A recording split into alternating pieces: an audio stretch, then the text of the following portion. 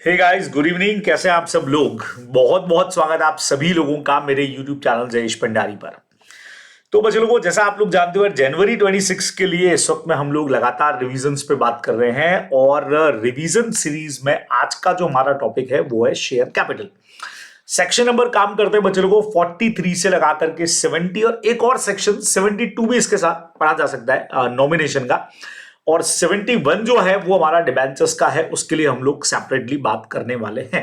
बराबर, चलिए जी। तो अब तक हम लोग सेक्शन नंबर 1 से लगा करके 42 यानी प्राइवेट प्लेसमेंट तक हमारी सारी बात को कंप्लीट कर चुके हैं, और आज हम लोग बात करने जा रहे हैं शेयर कैपिटल 43 से सेक्शन नंबर 70।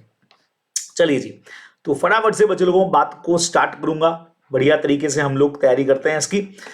तो आप लोगों के सामने ये आ चुके हैं नोट्स, जिसमें हम लोग बात करने वाले सेक्शन नंबर 43 से स्टार्ट कर दें। तो बच्चों, सबसे पहले कंसेप्ट आया कि शेयर का डेफिनेशन क्या होने वाला है। तो बहुत सिंपल ही हो गया कि share is a share in the share capital of company and include stock. बहुत सिंपल डेफिनेशन है जो ये कहती है कि भाई शेयर का मतलब कंपनी की शेयर कैपिटल में आपका जो हिस्सा है ना। अपन शेयर को हिंदी में अंश भी बोलते हैं, हिस्सा भी बोलते हैं। तो शेयर कैपिटल में जो शेयर होता है, जो पर्टिकुलर हमने कहा 1 लाख शेयर है, उसका जो हिस्सा है उसको हम लोग शेयर बोलते हैं। और आप लोग जानते हो, अपन लोग कैपिटल क्लॉज में पढ़ चुके हैं कि इसमें स्टॉक भी जो है वो शामिल होता है, जिसमें हम लोग नंबर ऑफ शेयर को स्टॉक में कन्वर्ट करते हैं। बराबर, सिंपल है। नाउ 43 कहता है बच्चों टाइप्स ऑफ शेयर के ऊपर। तो हमारे पास में आप लोग सब जानते हैं equity share and preference share. अगर हम लोग बात करें यहां पे इक्विटी शेयर्स की, तो इक्विटी शेयर पे हमारे पास में वोटिंग राइट्स वाले भी हैं और डिफरेंशियल वोटिंग राइट्स वाले शेयर भी होते हैं, जिन पर होल्डिंग सब्सिडरी कंपनी पढ़ते वक्त हमने बहुत डिटेल में बात की हुई है। ठीक है, उसके रूल्स आज अपन पढ़ने वाले हैं यहां पे।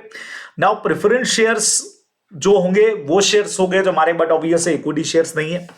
और प्रेफरेंस शेयर्स वो हो गए जिनको प्रेफरेंशियल राइट्स मिलेंगे डिविडेंड पेमेंट के अंदर, और वाइंडिंग अप के अंदर भी जिनको फर्स्ट प्रायोरिटी मिलने वाली है। बराबर बच्चों, सिंपल है। अब ये सेक्शन प्राइवेट कंपनीज के लिए नहीं है, क्योंकि private company can make their own rules. बढ़िया चीज क्या है बच्चों, प्राइवेट कंपनी अपने खुद के रूल्स बना सकती है अगर उन्होंने फाइनेंशियल स्टेटमेंट और एनुअल रिटर्न फाइल करने में कोई डिफॉल्ट नहीं किया हो तो। और आईएफएससी कंपनीज के लिए भी रूल नहीं है। ठीक है, बराबर, बहुत सिंपल है। तो एक तरह से ये हो गया कि बहुत सारे सेक्शंस में आप लोग पढ़ोगे कि यार प्राइवेट कंपनी हमारी जो है वो प्राइवेट कंपनी अपने हिसाब से अपने रूल्स बना सकती है, अपने मेमोरेंडम और खास करके आर्टिकल्स के थ्रू। ये अपने को ध्यान में रखना है। लेकिन उसके लिए कंडीशन क्या है, एनुअल रिटर्न जो फाइल होता है बच्चे लोगों सेक्शन 92 में, और फाइनेंशियल स्टेटमेंट जो फाइल होता है 137 में, उसमें कोई डिफॉल्ट नहीं होना चाहिए। ठीक है, बहुत सिंपल है। नाउ एक बहुत बढ़िया पॉइंट बच्चों यहां पे आता है कि अगर कोई भी company differential voting right issue करना चाह रही है ना, company want to issue differential voting right, तो डिफरेंशियल वोटिंग राइट्स के लिए हमारी क्या कंडीशंस काम करेंगी, उसके ऊपर हमारा ये प्योरली क्वेश्चन बना हुआ है डीवीआर के लिए। ठीक है, तो डिफरेंशियल वोटिंग राइट को मैंने कुछ कंडीशंस के अंदर डिवाइड कर दिया है सिंप्लीफाइड करने के लिए बच्चों। तो सबसे पहले हमने लिया जनरल कंडीशंस क्या है। तो अगर कंपनी डीवीआर इश्यू करना चाह रही है, डीवीआर का मतलब आप लोग समझ गए ना, अपने पहले भी बात किया, फ्यूअर राइट्स या मोर राइट्स कर देते हैं। जैसे 1:2, नॉर्मली एक शेयर पे एक वोटिंग राइट है, डीवीआर में हम बोल सकते हैं कि यार 2 शेयर पे 1 वोट मिलेगा आपको, है ना। जैसे वोटिंग राइट्स कम कर देते हैं, डिविडेंड हो सकता है इनको ज्यादा दे दें। तो सबसे पहली कंडीशन क्या आई बच्चे लोगों कि ये ऑथोराइज होने चाहिए कहां से, आर्टिकल से। सिंपल बात हो गई, बराबर से। सेकेंड नंबर, अगर कंपनी को डीवीआर इश्यू करना है तो कंपनी को पास करना पड़ेगा ऑर्डिनरी रेजोल्यूशन। बराबर, 2 सिंपल कंडीशन कि यार आप आर्टिकल से ऑथोराइज होने चाहिए। सेकेंड नंबर, आपको यहां पे ऑर्डिनरी रेजोल्यूशन पास करना है। चलिए जी, नेक्स्ट नंबर आया बच्चे लोगों, मैक्सिमम कितना डीवीआर इशू कर सकती है कोई भी कंपनी किसी भी पॉइंट ऑफ टाइम पे। तो shall not exceed 74% of the total voting power at any point of time. मतलब एक तरह से अगर 100 हमारा वोटिंग पावर निकल करके आ रहा है, तो 74 से ज्यादा, 74% कितना हो गया, 74 हो गया, इससे ज्यादा वाले आप डीवीआर इशू नहीं कर सकते हो। मैक्सिमम लिमिट है बच्चों, एनी पॉइंट ऑफ टाइम का मतलब पुराना नया सब कुछ मिला करके ये 74% से एक्सीड नहीं करना चाहिए। उससे ज्यादा आप इशू कभी भी नहीं कर पाओगे, अपने को ध्यान में रखना है डीवीआर। क्लियर। नाउ कंपनी को पिछले 3 सालों में कहीं पर भी कोई डिफॉल्ट नहीं किया होना चाहिए फाइनेंशियल स्टेटमेंट और एनुअल रिटर्न फाइल करने में, जो अभी अपन ने पढ़ा था, है ना, कि लास्ट 3 ईयर में कंपनी ने फाइनेंशियल स्टेटमेंट और एनुअल रिटर्न फाइल करने में कोई डिफॉल्ट नहीं किया है। अगर किया है तो आपको डिफॉल्ट को रेक्टिफाई करना पड़ेगा, फिर ही आप डीवीआर इश्यू कर पाओगे, अदरवाइज नहीं। ठीक है। उसके अलावा कंपनी ने इन पेमेंट्स में भी कोई डिफॉल्ट नहीं किया होना चाहिए। अब सवाल है सर ये पेमेंट कौन कौन से हैं, तो इन पेमेंट में पहले नंबर पे आया डिविडेंड पे करने में, बराबर, जो डिक्लेयर कर दिया गया है। मैच्योर डिपॉजिट जो हो गए हैं उनको रीपेमेंट करने में नो डिफॉल्ट होना चाहिए। प्रेफरेंस शेयर जो मैच्योर हो गए उनके रिडेम्पशन में नो डिफॉल्ट होना चाहिए। डिबेंचर्स जो मैच्योर हो गए उनके पेमेंट में भी कोई डिफॉल्ट नहीं होना चाहिए। और इंटरेस्ट, डिपॉजिट और डिबेंचर के इंटरेस्ट में भी नो डिफॉल्ट। तो आप सोचो, कॉमन पॉइंट बच्चों, इस पॉइंट को बहुत इजीली याद कर सकते हो। और कंपनी के लिए पेमेंट्स क्या क्या है, तो हमने कहा सर डिविडेंड हो गया, पहले ले लो इक्विटी शेयर्स, इक्विटी शेयर्स पर डिविडेंड का पेमेंट नहीं किया। प्रेफरेंस शेयर्स के ऊपर आपने हो सकता है रिडेम्पशन नहीं किया हो बराबर से उनका। अच्छा, डिबेंचर्स के ऊपर इंटरेस्ट और रिडेम्पशन नहीं किया होगा, देखो दोनों पॉइंट आ गए। डिबेंचर्स के लिए हमारे पास में, डिपॉजिट्स के लिए इंटरेस्ट और रीपेमेंट नहीं किया रहेगा। इनसे रिलेटेड अगर कोई भी डिफॉल्ट किया है तो आप डीवीआर इशू नहीं कर पाओगे जब तक इनको रेक्टिफाई नहीं कर ले। तो रेक्टिफाई करो, आप इशू कर सकते हो, कोई टेंशन नहीं है। ठीक है। अच्छा, एक और आया, इनमें कोई डिफॉल्ट नहीं होना चाहिए। सर ये क्या है, अगर कोई पब्लिक फाइनेंशियल इंस्टीट्यूशन से या स्टेट लेवल के फाइनेंशियल इंस्टीट्यूशन से या किसी शेड्यूल बैंक से अगर लोन लिया है तो उस लोन में और उसके इंटरेस्ट पेमेंट में भी बच्चों किसी तरह का कोई डिफॉल्ट नहीं होना चाहिए, कि अपने को सिंपल यहां पे ध्यान में रखना पड़ेगा। ठीक है, बराबर है। उसके अलावा एम्प्लॉइज का जो पेमेंट है, स्टैट्यूटरी पेमेंट टू एम्प्लॉइज का मतलब क्या हो गया कि एम्प्लॉइज को प्रोविडेंट फंड हो गया, या इनका जो ग्रेजुटी का पैसा अपन ट्रांसफर करते हैं, या रूल के हिसाब से, बोनस एक्ट के हिसाब से इनको बोनस पे करना है, वो पे करने में हमने कोई डिफॉल्ट नहीं किया है। अच्छा, आप लोग सब जानते हो, आगे अपन पढ़ेंगे सेक्शन 125 में investor education and protection fund, है ना। तो अगर डिविडेंड 7 साल तक नहीं पे हुआ है तो आप लोग जानते हो इस अकाउंट में जाएगा, तो इस अकाउंट में ट्रांसफर करने में भी हमने कोई डिफॉल्ट नहीं किया होना चाहिए बच्चे लोगों। तो ये 5th पॉइंट कह रहा है यार, ऊपर वाले में भी डिफॉल्ट नहीं, इन पेमेंट्स में भी कोई डिफॉल्ट नहीं होना चाहिए। अच्छा, इसमें एक खतरनाक पॉइंट और है जो आप बहुत ध्यान से समझिएगा। ये वाली जो लाइन आप लोग देख रहे हो ना, ये बहुत ज्यादा इंपॉर्टेंट जाने वाली है, जो मैं यहां से आपको बताने वाला हूं, दिस लाइन, है ना, ये बहुत ज्यादा इंपॉर्टेंट जाएगी। सर ये लाइन है क्या, इस लाइन को समझो आप लोग। ये कह रहे हैं DVR can be issued expiry of 5 year from the end of the financial year in which such default was made good. यानी 5th पॉइंट में आपने जो भी डिफॉल्ट किया, चाहे वो लोन का हो, पीएफआई वगैरह का, बैंक्स का, या एम्प्लॉइज का स्टैट्यूटरी पेमेंट हो, या आईपीएफ में क्रेडिट अमाउंट हो। अब अगर ये आपने गलती किया तो गलती जिस साल में आपने सुधारी है, ठीक है, उस साल के खत्म होने के 5 साल तक आप डीवीआर इशू नहीं कर सकते। बच्चों सोचो, इसको एक ऐसे समझो कि यार हम लोगों ने 24-25 के अंदर ये सोचा कि यार हमको डीवीआर इशू करना है। ठीक है, अब हमने अपने सारे रिकॉर्ड्स चेक किए, कंडीशंस चेक की, तो हमको पता लगा कि यार हमको एम्प्लॉइज का जो पीएफ का पैसा ट्रांसफर करना था उस पर हमने डिफॉल्ट किया। तो फटाफट से बोला डिफॉल्ट को रेक्टिफाई करो। तो एक्चुअल के अंदर ये सारा प्लान हमने अगस्त में करने का सोचा था, और जब मिस्टेक पता लगी तो हमने फटाफट से बच्चों सितंबर 25 में ये सारे जो भी हमारी डिफॉल्ट थी 5th पॉइंट वाली, वो हमने सुधार दी। यानी मेरे एग्जाम्पल के हिसाब से जो हमने पेमेंट्स नहीं किए थे एम्प्लॉइज वगैरह को, वो हमने टाइमली उनको पेमेंट पीएफ का कर दिया है। ठीक है, अब लॉ क्या कहता है, पेमेंट करते, बाकी ऊपर वाले पॉइंट्स में तो क्या हो रहा है, जैसे ही आप गलती सुधारोगे आपको परमिशन मिल जाएगी, लेकिन यहां पे परमिशन, गलती हमने सितंबर 25 को सुधारा है, तो यहां से नहीं होगा। जो जिस फाइनेंशियल ईयर में आपने मिस्टेक को रेक्टिफाई किया, उस फाइनेंशियल ईयर की एंड डेट से, बच्चों एंड डेट का मतलब ये एमसीक्यू में भी आ सकता है, 31 मार्च 25, या तो होता है सितंबर 25 से, जी नहीं, अच्छा एक मिनट रुकिएगा, ये मुझे लेना था सितंबर 24, 24-25 लिया है ना मैंने, तो सितंबर 24 मुझे लेना था, है ना। तो नॉर्मली सितंबर 24 से ही चालू होना चाहिए था अपना जो भी बैन लगाया इन्होंने, लेकिन ये बैन कब से चालू है बच्चों, जिस फाइनेंशियल ईयर में आपने रेक्टिफाई किया, 24-25 में आपने रेक्टिफाई किया, उसकी जो एंड डेट आ रही है 31 मार्च 25, यहां से 5 इयर्स तक बैन रहेगा, आप ये नहीं इशू कर पाओगे डीवीआर, उसके बाद ही आप डीवीआर इशू कर सकते हो। और उस बीच में अगर फिर से ऐसा कोई प्रॉब्लम कर दिया, फिर से अपना डीवीआर रुक जाएगा बच्चों, ये अपने को सिंपली ध्यान में रखना चाहिए। बराबर, बहुत क्लियर बात होगी। नाउ नेक्स्ट पॉइंट क्या कहता है, इन एक्ट के प्रोविजंस में भी कोई डिफॉल्ट नहीं होना चाहिए। लास्ट 3 इयर्स में कंपनी ने इन एक्ट्स को में भी कोई डिफॉल्ट नहीं किया है ना। आरबीआई एक्ट हमारा है, स्कैरा सिक्योरिटीज कॉन्ट्रैक्ट रेगुलेशन एक्ट 1956, जहां सिक्योरिटीज ट्रांसफर के रूल्स हैं उनमें कोई डिफॉल्ट नहीं किया, फेमा में कोई डिफॉल्ट नहीं किया, और कोई भी स्पेशल एक्ट जो इन पे लग रहा है उसको फॉलो करने में पिछले 3 साल में हमने कोई ऑफेंस नहीं किया है, ऐसा भी हमारी कंडीशन पूरी होनी चाहिए, तभी हम बच्चों डीवीआर इशू कर सकते हैं। सिंपल बात हो गई बराबर से। अच्छा, अदर प्रोविजंस क्या बोलते हैं? अदर प्रोविजन कहते हैं एक्सप्लेनेटरी स्टेटमेंट जो मीटिंग के लिए भेजोगे उसमें बहुत सारे मैटर की भाई कितने इशू कर रहे हो डीवीआर, इनकी डिटेल्स क्या है वो सब देनी पड़ेगी। एग्जिस्टिंग वाले डीवीआर में और डीवीआर वाले एग्जिस्टिंग में कन्वर्ट नहीं होते हैं, ठीक है। अगर डीवीआर इश्यू कर रहे हो तो बोर्ड रिपोर्ट में उसको डिस्क्लोज भी करो, सिंपल है। अच्छा, डीवीआर जिनको दे रहे हो डिफरेंशियल वोटिंग राइट, उनके बाकी राइट सेम रहेंगे बच्चों, जैसे बोनस हो गया, उनके राइट शेयर हो गए, डिविडेंड हो गए, वो आप सिमिलर रख सकते हो, उनपे कोई असर नहीं होने वाला है, वो कम नहीं हो रहे हैं, ठीक है।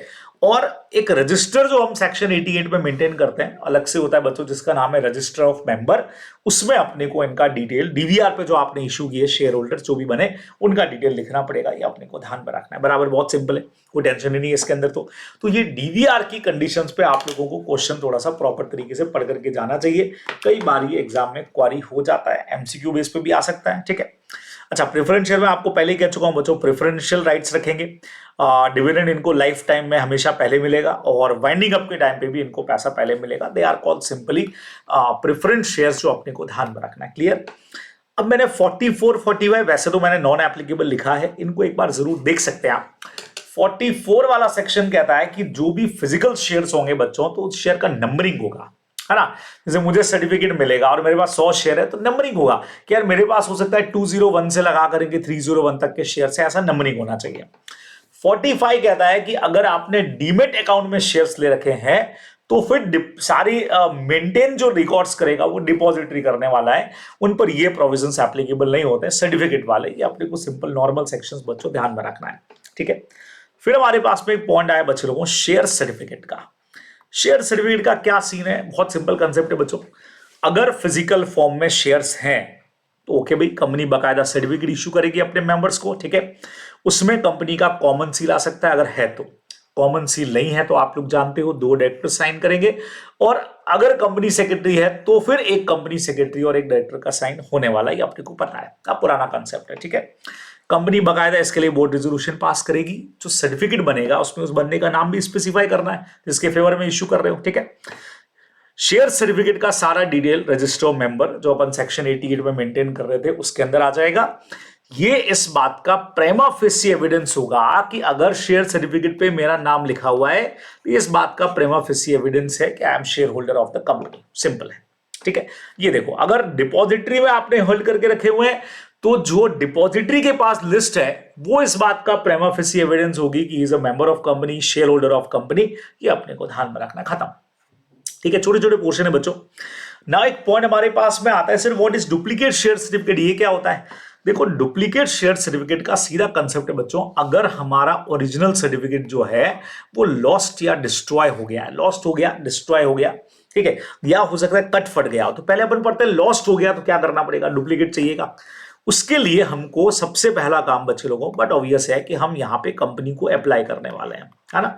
जो भी शेयर होल्डर होगा बेचारा कंपनी को अप्लाई करेगा, ठीक है। अप्लाई करने के साथ साथ वो कुछ और काम करने वाला है बच्चों, सुनना, अप्लाई के साथ क्या करेगा, वो प्रॉपर एविडेंस लगाएगा और इनएबिलिटी बॉन्ड साइन करेगा। एविडेंस किस बात का?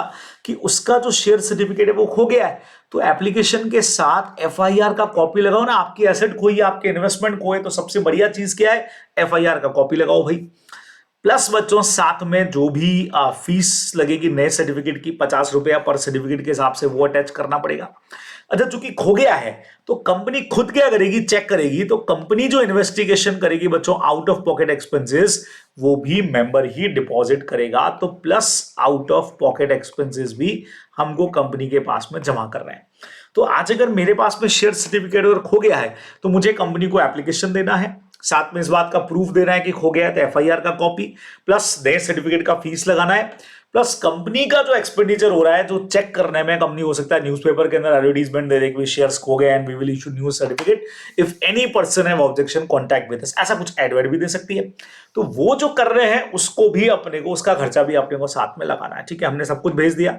अब बच्चे लोगों को बोर्ड ऑफ डायरेक्टर्स का मीटिंग होगा और यहां पे होने वाला है बोर्ड का कंसेंट। इस लेवल पे अपने को बोर्ड का कंसेंट मिल जाएगा, मिल गया, कोई टेंशन नहीं, बोर्ड का कंसेंट आ गया। अब नया सर्टिफिकेट जो आएगा बच्चों उस पर डुप्लीकेट वर्ड आएगा।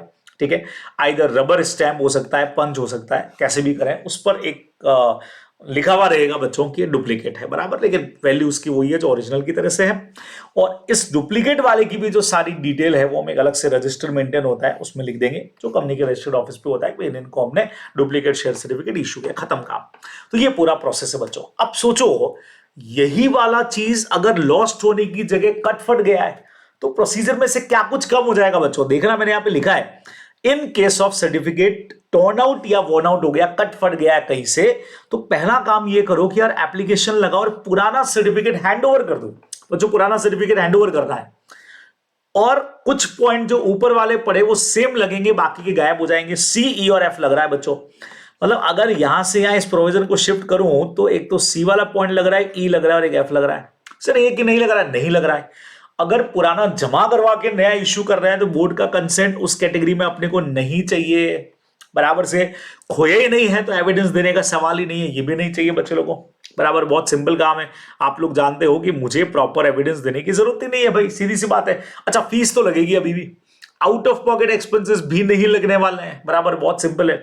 ठीक है, अब जो सर्टिफिकेट आएगा उस पर बाकायदा डुप्लीकेट वर्ड लिखा हुआ रहेगा, वो पॉइंट अपना सेम रहेगा। ठीक है, और रजिस्टर में उसकी एंट्री करेंगे। मतलब बच्चे लोगों बोर्ड का कंसेंट वाला पॉइंट, एविडेंस वाला पॉइंट और आउट ऑफ पॉकेट एक्सपेंसेस वाला जो पॉइंट है वो गायब हो जाएगा, बाकी सारे पॉइंट्स एज इट इज रह जाएंगे। सेम प्रोसीजर आप डुप्लीकेट शेयर सर्टिफिकेट में लिखने वाले, दोनों लिखने पड़ेंगे। ठीक है, बराबर सिंपल है।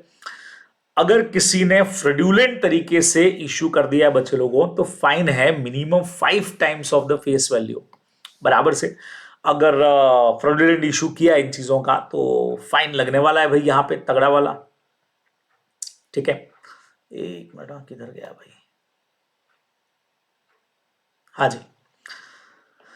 तो जैसा आप लोग देख पा रहे हो मिनिमम फाइन बच्चों 5 times of the face value of the shares बराबर से लगा के 10 टाइम्स तक का, और 10 करोड़ रुपया विच एवर इज हायर वाला मैटर जा रहा है बच्चों, अपने को ध्यान में रखना है बराबर से। तो ये पेनल्टी लगने वाली है और जो भी ऑफिसर इन डिफॉल्ट होगा वो 447 में जाएगा। अगर कहीं पर भी उन्होंने फ्रॉडुलेंट तरीके से फर्जी इशू कर दिया तो ये पनिशमेंट वहां पे होने वाली है। ठीक है बच्चों, तो ये हमारा एक सेक्शन यहां आकर के और हो जाएगा कंप्लीट। अब अगला सेक्शन हमारे पास में आता है बच्चों को, बहुत प्यारा सेक्शन है वोटिंग राइट्स का ये, और इसका अगला वाला बहुत तगड़ा यार। अब सबको पता है कि इक्विटी शेयर होल्डर जो हैं वो मीटिंग में जो भी प्रपोजल आएगा उस पर वोट कर सकते हैं। शेयर होल्डर्स में वोटिंग का पावर ही किसके पास होता है, इक्विटी वालों के पास में होता है, तो they have power to vote, vote करेंगे। ठीक है, वोटिंग राइट जो होगा on poll in proportion to इस शेयर कैपिटल, मैं आपको पहले ही पढ़ा चुका हूं बच्चों। अगर आपके पास में शो ऑफ हैंड से वोटिंग हो रही है तो 1 पर्सन 1 वोट है, लेकिन अगर पोलिंग है तो नंबर ऑफ शेयर्स या कैपिटल के हिसाब से अपने को वोटिंग राइट्स मिलने वाले हैं। ये आप लोग ध्यान में रखोगे बराबर, बहुत क्लियर हो गया। नाउ बचे लोगों, what is preference shares, what are the preference shares, ये क्या होते हैं। तो हमने कहा प्रेफरेंस शेयर का भी सिस्टम बहुत सीधा है। क्या करना है बच्चे लोगों, मींस प्रेफरेंस शेयर्स पे वोटिंग राइट का क्या सीन है, तो on matters directly relating to right attach to the preference shares. आप सबको पता है कि नॉर्मल केसेस में प्रेफरेंस शेयर को वोटिंग के राइट्स नहीं मिलते हैं। तो सर किन कंडीशंस में मिलेंगे बच्चे लोगों, अगर कंपनी का वाउंड अप हो रहा है जिससे उनका इंटरेस्ट अफेक्ट हो रहा है, या कैपिटल रिड्यूस कर रहे हैं सेक्शन नंबर 66 के अंदर, तो ऐसे में प्रेफरेंस शेयर होल्डर्स को भी वोटिंग राइट मिलेगा, नहीं तो नहीं मिलेगा। ठीक है, या फिर अगर उनको कंटिन्यूसली 2 साल तक डिविडेंड का पेमेंट नहीं हुआ है, if dividend on such capital for or in part remaining unpaid for 2 months बच्चे लोगों, इसका मतलब सोचो कि हमने उनको 22-23 का और 23-24 2 साल कंटिन्यूस डिविडेंड पे नहीं किया, कम्युलेटिव डिविडेंड था, पे नहीं हुआ, तो खतरनाक बात क्या होगी बच्चों, 24-25 में जो भी रेजोल्यूशन होगा, जो भी, इवन हम ऑब्जेक्ट क्लॉज में चेंज कर रहे हैं, in every resolution they have right to vote. अब इनको पावर वैसे इक्विटी शेयर्स वालों की तरह ही मिल गए, है ना। अब उनके रिलेटेड मैटर है नहीं है उससे उनको कोई फर्क नहीं पड़ रहा है भाई, हर मैटर पे वो वोट देने का राइट रखेंगे, अपने को ध्यान में रखना है। ठीक है, वोटिंग से रोक रहा है तो भाई डिविडेंड का पेमेंट कर दो, वोटिंग से रुक जाएंगे, 2 साल तक डिविडेंड का डिफॉल्ट में। ठीक है, बराबर। अच्छा, सेम ये सेक्शन भी बच्चों प्राइवेट और आईएफएससी कंपनीज पर नहीं लग रहा है, अगर वो अपने खुद के आर्टिकल्स में स्पेसिफिक प्रोविजन बना लेती हैं, और वो no default in annual return and financial statement तो है ही है, ये पॉइंट अपना लगभग सब में लगने वाला है। ठीक है, बराबर, बहुत सिंपल हो गया।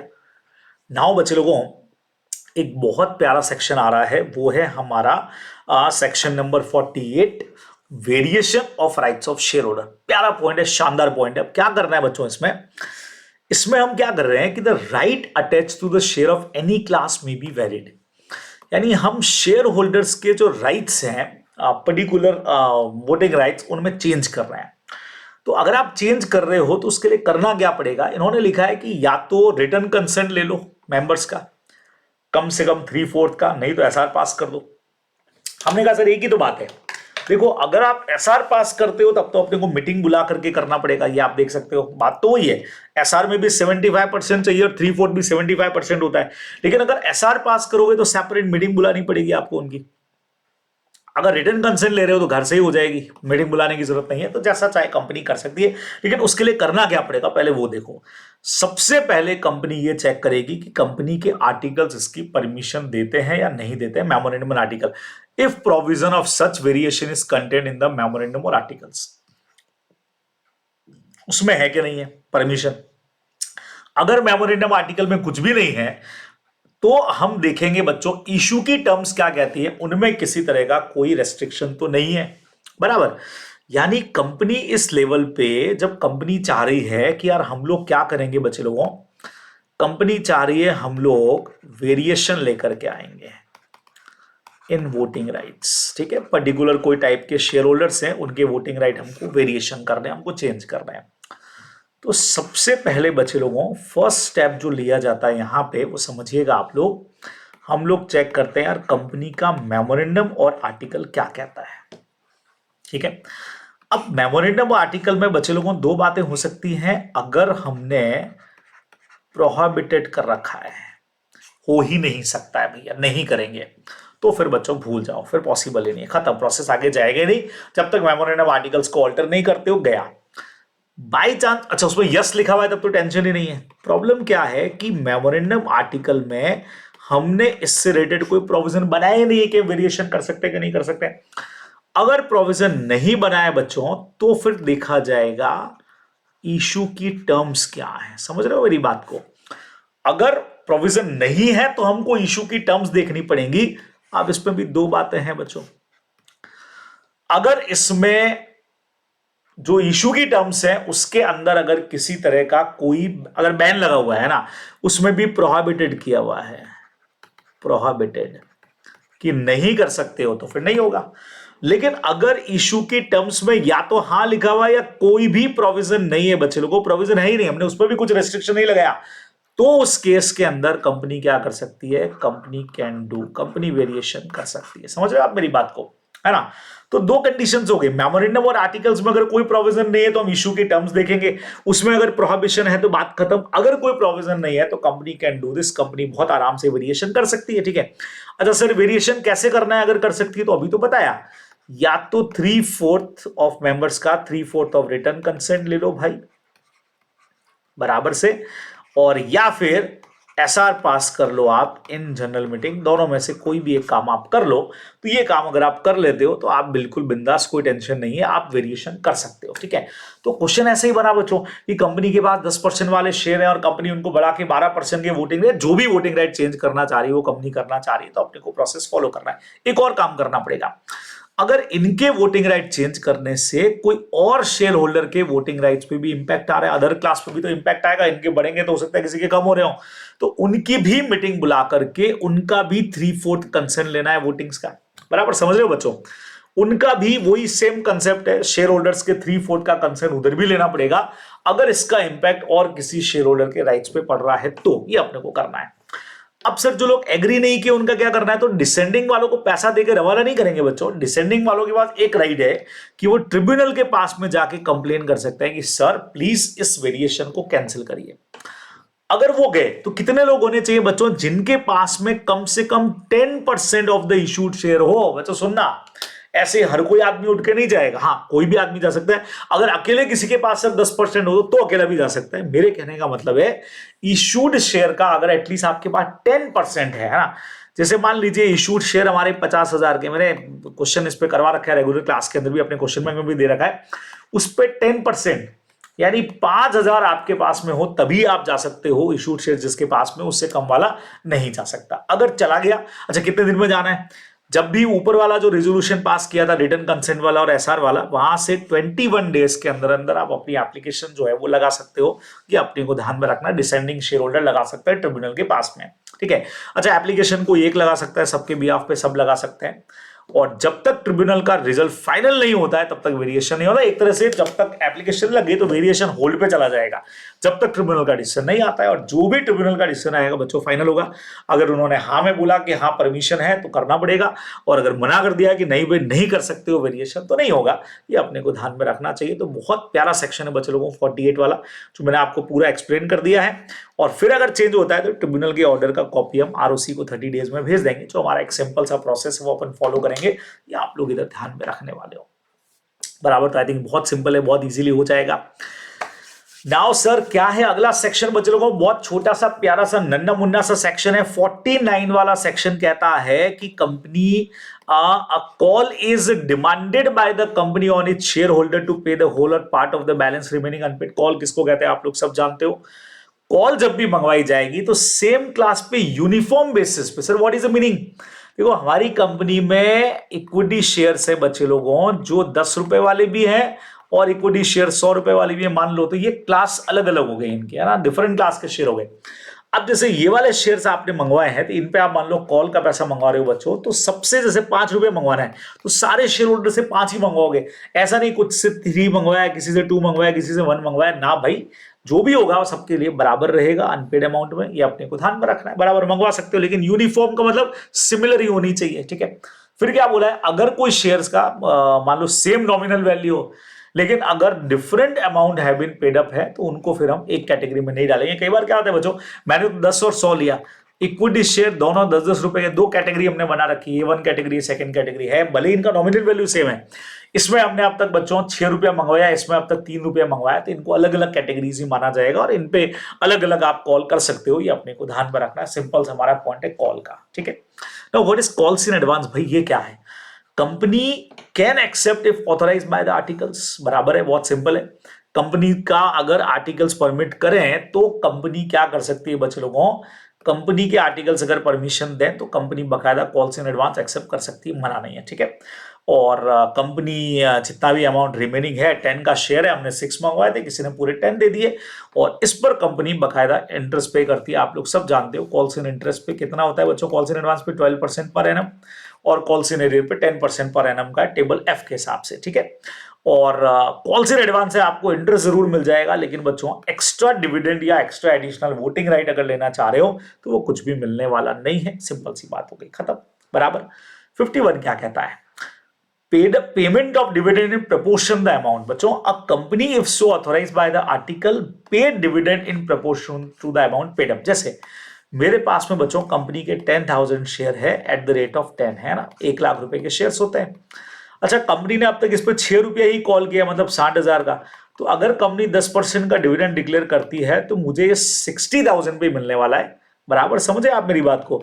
ऐसा नहीं कि सर पूरा 1 लाख पे क्यों नहीं मिल रहा है अभी, अरे भाई मंगवाए अभी कंपनी ने उतना ही है तो जितना कंपनी मंगवाएगी उतना ही होगा। 6 रुपीज मंगवाया तो 60,000 ही होता है तो उस पर 6,000 का उतना ही मिलेगा। ये अपने को ध्यान में रखना है। तो वही कह रहा है कि पेड अप शेयर कैपिटल के प्रपोर्शनेट में डिविडेंड का पेमेंट होगा, अपने को हमेशा ध्यान में रखना है, ठीक है बच्चों, क्लियर है। नाउ बहुत प्यारा एक सेक्शन आ रहा है आपका प्रीमियम का। सर क्या सेक्शन है, बहुत बढ़िया शानदार सेक्शन है बच्चों। सबको पता है कि प्रीमियम क्या है, अगर हम मोर देन नॉमिनल वैल्यू ले रहे हैं तो हमारा प्रीमियम है। प्रीमियम की रेट मैक्सिमम पे कोई रेस्ट्रिक्शन नहीं है, बोर्ड विल डिसाइड। अच्छा, कैश और काइंड में हो सकता है। सर काइंड में प्रीमियम कैसे होता है, अकाउंट्स पे तुमने एंट्रीज की हुई है बच्चे लोगों, बहुत एंट्रीज की हुई है इसके ऊपर। सपोज करो मैंने एक मशीनरी परचेज की है 1,20,000 की बराबर, बदले में हम शेयर कैपिटल दे रहे हैं 1 लाख का, और इसी के ऊपर ये हमारा हो गया सिक्योरिटी प्रीमियम 20,000 का बराबर से। तो आप देख रहे हो प्रीमियम हमारा कैश की जगह काइंड्स में अदर देन कैश है, तो ऐसा हो सकता है। सिक्योरिटी प्रीमियम यूटिलाइज कहां होगा, इसके लिए बच्चों दो पार्ट में हमने इसको डिवाइड किया। 133 वाली कंपनी वो है जहां एएस इनके लिए कुछ स्पेसिफिकली बोलता है, और यहां पे कुछ स्पेसिफिकली एएस ने कुछ भी नहीं बोला हुआ है। बाकी दोनों में आपने ये सबसे ज्यादा अकाउंट्स में पढ़े हुए बच्चों को, पहले ये पढ़ेंगे। अगर कोई कंपनी 133 में कवर नहीं है तो उसके 5 यूजेस हैं। सिक्योरिटी प्रीमियम का यूजेस बोनस इशू करने में कर सकते हो, आप बोनस शेयर इशू करो। आप जो अंडरराइटिंग कमीशन या डिस्काउंट अलाउड पड़ा हुआ है या प्रिलिमिनरी एक्सपेंसेस पड़े हुए हैं उसको राइट ऑफ करने के काम में ले सकते हो बराबर। प्रिलिमिनरी का अलग है, सॉरी प्रिलिमिनरी का यहां पे दे रखा है, ये तो हो गया हमारा सिक्योरिटी शेयर इशू करने के एक्सपेंसेस हैं, या डिस्काउंट हमने कोई दे रखा था पहले का, या अंडरराइटिंग कमीशन उसको राइट ऑफ करने में, बायबैक करने के अंदर काम में आएगा, प्रिलिमिनरी एक्सपेंसेस को राइट ऑफ करने में, and premium on redemption of redeemable preference share, है ना। अगर प्रेफरेंस शेयर या डिबेंचर्स का रिडम्पशन कर रहे हो और उस पर अगर प्रीमियम का पे कर रहे हो तो वो प्रीमियम यहां से अरेंज हो सकता है बच्चों। ये सिक्योरिटी प्रीमियम के बहुत पॉपुलर यूजेस है, 5 ध्यान में रखना है।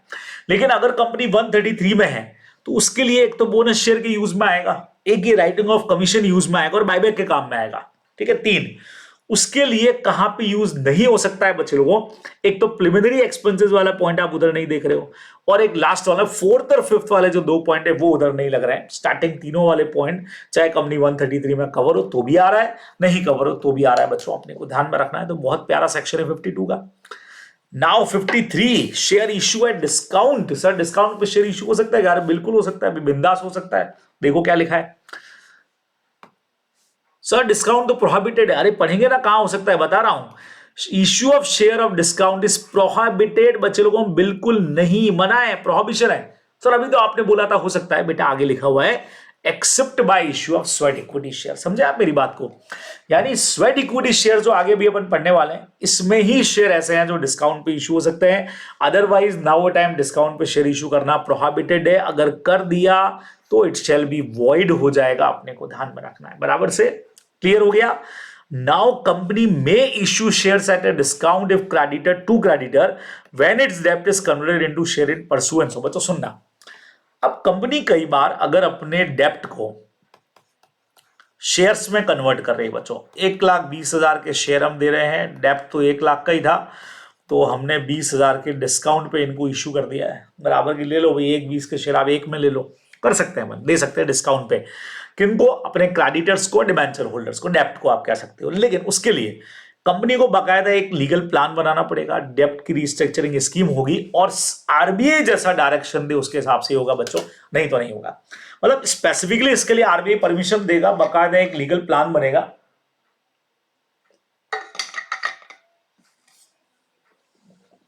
कि आप कैसे और क्या पेमेंट करने वाले हैं बराबर से।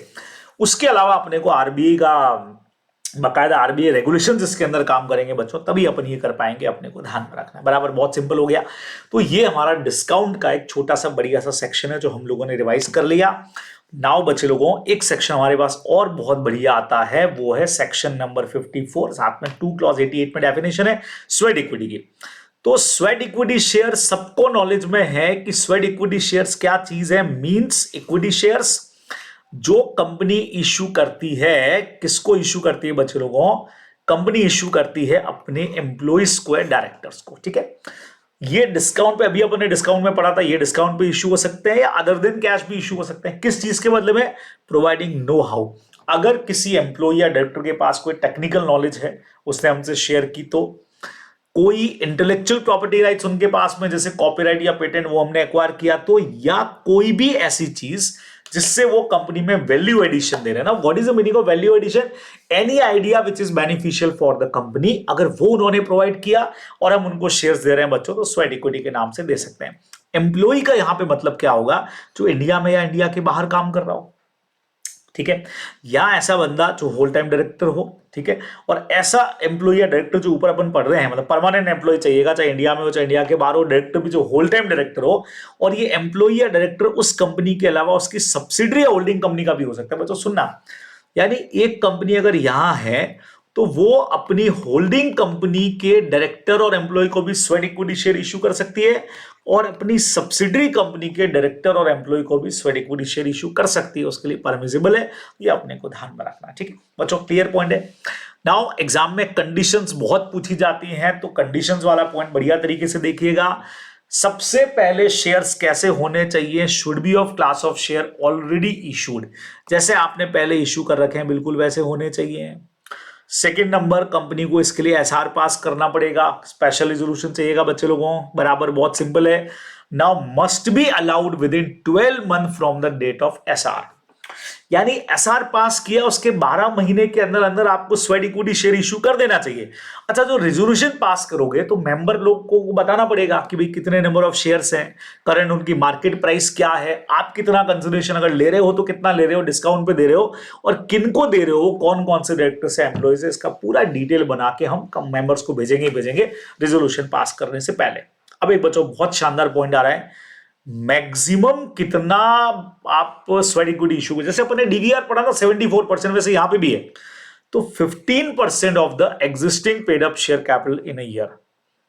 ईयरली लिमिट तो 15% की है और 5 करोड़ की वैल्यू के shares whichever is higher, समझिएगा, मतलब लोअर 5 करोड़ 15% और 5 करोड़ में से जो भी हायर अमाउंट जा रहा है बच्चों, विच एवर इज हायर, उतना आप इश्यू कर सकते हो स्वेट इक्विटी शेयर से, अपने को ध्यान में रखना इन अ ईयर, एक साल में। ओवरऑल लिमिट कितनी है, ओवरऑल मिलाकर के पुराने नए सब मिलाकर के 25% of the paid up equity capital at any point of time, उससे एक्सीड नहीं करना चाहिए बच्चे लोगों। एक खतरनाक पॉइंट हमारा ये है कि अगर कोई स्टार्टअप कंपनी है तो 10 साल तक उसकी जो लिमिट है वो ये जो 25% अपन पढ़ रहे हैं ना, ये 25 की नहीं है बच्चे लोगों, उसके लिए ये लिमिट हो जाएगी 50% ऑफ पेड अप कैपिटल, यानी एक कंपनी अपनी पेड अप कैपिटल का 50% तक का जो पार्ट है वो बकायदा स्वेट इक्विटी में दे सकती है, अगर स्टार्टअप कंपनी है बच्चों। तो सुनना, वो भी शुरुआत के 10 साल ही है, उसके बाद में तो आपकी लिमिट भी वही हो जाएगी जो कॉमन 25% की, अपने को ध्यान में रखना है, बराबर। तो बहुत सिंपल कंसेप्ट है बच्चे लोगों ये। अगर अपन सोचे कि सर इस पर प्रैक्टिकल क्वेश्चन अगर सोचें, तो सपोज करो कि कंपनी के पास में बच्चे लोगों, मान लेते हैं कि कंपनी का जो कैपिटल है, चलो अपन कैपिटल पे और वैल्यू पे क्वेश्चन कर लेते हैं, ठीक है ना, आ जाइए। कंपनी के पास में 10 लाख के शेयर हैं एट द रेट ऑफ 10, ठीक है, 10 crore sorry, eight the rate of 10, तो बच्चों 100 करोड़ की कंपनी की यहां पे हो चुका है कंपनी का कैपिटल, बराबर से पेड अप कैपिटल। लिमिट क्या है बच्चे लोगों को देखना, अब 100 करोड़ की कंपनी की पेड अप कैपिटल मैं आपको बोल रहा हूं 100 सॉरी मैंने कितना लिया था, 10 लाख लिया था मैंने, 10 लाख लिया, 10 करोड़ लिया था, 10 crore eight the rate of 10, तो 100 करोड़ का कंपनी का कैपिटल है, ठीक है। अब कंपनी सोच रही है कि यार स्वेट इक्विटी शेयर देना है तो हमको एनुअल लिमिट लेनी है बच्चों, तो 100 करोड़ का एनुअल लिमिट जो आया वो आया, एनुअल लिमिट तो 15% अपने को पता है, बराबर से 15 करोड़ का एनुअल लिमिट आ गया। और 5 करोड़ बच्चे लोगों, सुनना सुनना सुनना, 5 crore whichever is higher, तो विच एवर इज हायर कितना इनमें से, जो मैंने एग्जांपल लिया उसे 15 करोड़ है, तो 15 करोड़ तक का आप इश्यू कर सकते हो। अच्छा, ओवरऑल लिमिट की भी टेंशन नहीं है, ओवरऑल लिमिट में आपको 100 करोड़ का लेना है 25% बच्चे लोगों, यानी कि 25 करोड़ तक के आप इश्यू कर सकते हो, 25 करोड़, समझ रहे हो। तो 15 और 25 में से जो भी आप देख सकते हो, ओवरऑल लिमिट 25 से ऊपर नहीं जाना है, लेकिन एनुअल लिमिट जो है वो 15 करोड़ से ऊपर आप नहीं जा सकते हो, ये अपने को ध्यान में रखना है। तो ऐसे अपने को चेक करना पड़ेगा, अगले साल फिर अपने को ये लिमिट चेक करनी पड़ेगी जब भी आप इशू करो, तो एनुअल लिमिट भी देखी जाएगी और जो ओवरऑल लिमिट है बच्चे लोगों वो भी देखी जाएगी, अपने को ध्यान में यहाँ पे रखना चाहिए। सिंपल सा हमारा कंसेप्ट है, ठीक है, बराबर क्लियर, बात समझ में आया आप लोगों को। अब सोचो कंपनी ने यही इश्यू करा है, कंपनी मैक्सिमम 15 करोड़ तक का इश्यू कर सकती है बच्चों, ठीक है। कंपनी ने 10 करोड़ रुपीस के प्रेफरेंस स्वेट इक्विटी शेयर देने की सोची है, तो नेक्स्ट ईयर कंपनी की कैपिटल मान लो 100 करोड़ पहले से थी और कोई नया इश्यू कंपनी ने नहीं किया, 10 करोड़ और हो गई बच्चों, 110 करोड़ हो गई है। अब इस साल कंपनी फिर से स्वेट इक्विटी इशू करना चाह रही है, तो सबसे पहले तो 110 करोड़ का अपने को लेना है 15%। बच्चे लोगों कितना आता है यार, बताओगे क्या, फटाफट से बताओ। मेरा जो है, अरे भाई साहब कौन आ गया भाई, बाप रे।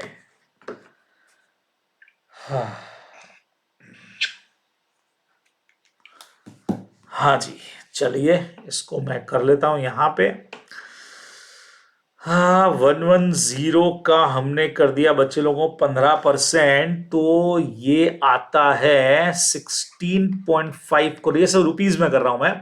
तो 16.5 करोड़ और 5 crore whichever is higher, तो आप 16.5 करोड़ की इश्यू कर सकते हो इस साल, मतलब यही हुआ। लेकिन लेकिन बच्चों ओवरऑल लिमिट भी देखना पड़ेगा।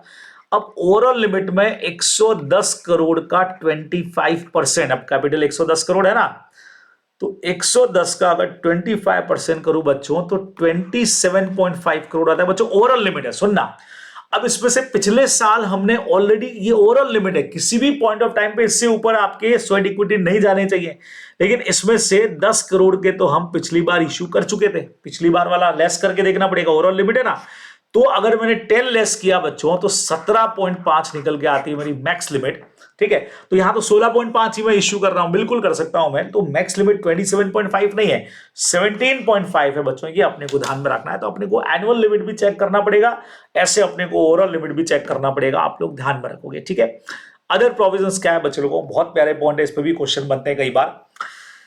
नेक्स्ट पॉइंट आपको कह रहा है लॉक इन या non transferable for a period of 3 year from the date of allotment. Sir क्या मतलब हो गया, देखो एक लॉक इन पीरियड होगा बच्चे लोगों, सुनो सुनो सुनो। सर लॉक इन पीरियड क्या होता है? लॉक इन पीरियड का मतलब जब हम आपको ये शेयर्स दे रहे हैं भाई, अगले 3 साल तक आप इन शेयर्स को ट्रांसफर नहीं कर सकते हो, ताकि एम्प्लॉइज हमारे पास बना हुआ रहे, समझ रहे हैं? आप बेच नहीं सकते हो आप इनको, ठीक है। और इनका 3 साल इन्होंने बोला है, from a date of lock in period जो होगा वो 3 साल का रहेगा, फिक्स टाइमिंग दे रखा है 3 साल, कब ज्यादा हम नहीं कर सकते उसके, ताकि एम्प्लॉय कम से कम हमारे पास रिटेन रहे।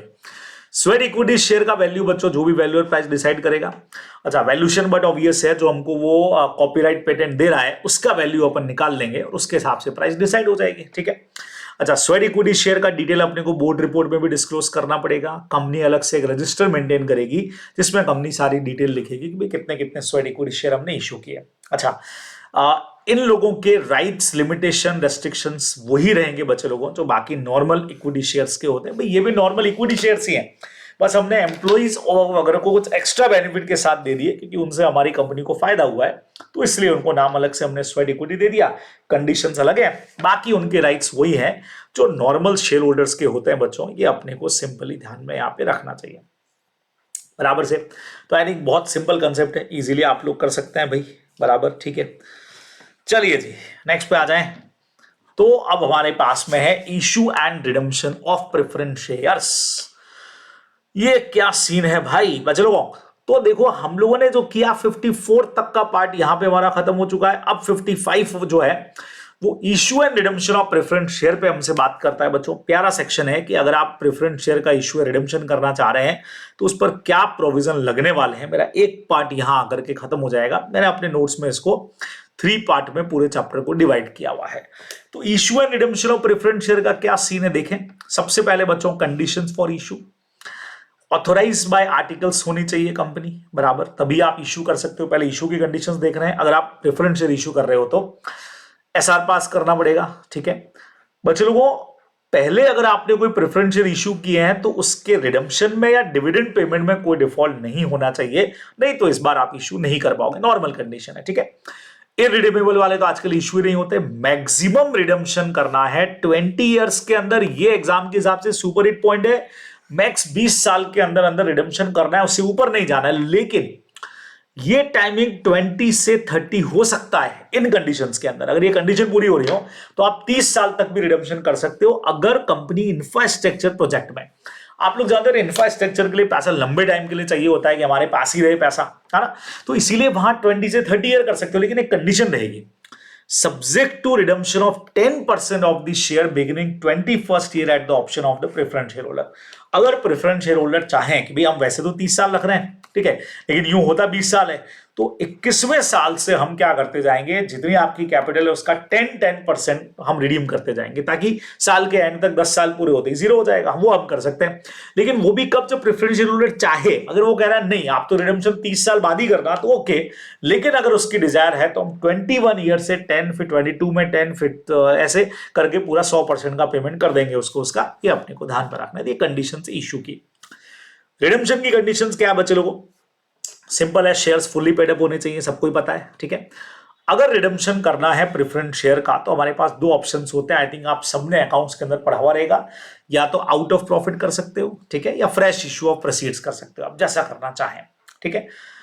अब जो बट ऑब्वियस है कि जो आउट ऑफ प्रॉफिट है बच्चे लोगों, उस आउट ऑफ प्रॉफिट में हम क्या क्या इस्तेमाल करते हैं अपने को पता ही है। ये जो आउट ऑफ प्रॉफिट बोला है इसमें फ्री रिजर्व यानी जनरल रिजर्व हो गया, पीएनएल हो गया, ये सब इस्तेमाल हो जाएगा इसके अंदर बराबर से। तो पीएनएल हो गया, जनरल रिजर्व हो गया, ये सब का इस्तेमाल हम कर सकते हैं रिडम्पशन ऑफ प्रेफरेंस शेयर के अंदर। और आपको पता हो तो अगर हम प्रीमियम पे रिडम्पशन कर रहे हैं तो वो भी आउट ऑफ प्रॉफिट हो सकता है। उसके अलावा बच्चे लोगों प्रीमियम जो सेक्शन 33 में अपन ने पढ़ा हुआ है बराबर से, सॉरी अभी अभी जो सेक्शन अपन ने पढ़ा था कौन सा वाला, 52 वाला, उसमें सिक्योरिटी प्रीमियम के यूजेस में था premium on redeemable preference share का जो प्रीमियम देना है, अगर प्रीमियम पे रिडेम्पशन कर रहे हो उसके लिए अपन उस सिक्योरिटी प्रीमियम को यूज में ले सकते हैं, अपने को पता ही है बराबर, बहुत सिंपल है। ये देखो, तो आउट ऑफ प्रॉफिट से भी कर सकते हैं और सिक्योरिटी प्रीमियम से भी कर सकते हो ही रहा है, ये तो अपन बात कर ही रहे हैं, ठीक है। अच्छा, अगर कंपनी प्रॉफिट में से करना चाह रही है तो जितने अमाउंट का रिडेम्पशन आपको करना है उसके बराबर का अमाउंट कंपनी सीआरआर में ट्रांसफर करेगी, कैपिटल रिडेम्पशन रिजर्व बनाएगी, उसमें ट्रांसफर करेगी। और सीआरआर का यूज सिर्फ एक ही है बच्चों को, पूरे एंटायर लॉ में बोनस शेयर इशू करने के इस्तेमाल में आता है और कहीं पर नहीं आता है, ठीक है। और रिडेम्पशन की इंफॉर्मेशन हम रजिस्ट्रार को देने वाले हैं। सिंपल सी हमारा कंसेप्ट है, छोटा सा, जो आप लोग ध्यान रखने वाले हो, ठीक है, क्लियर।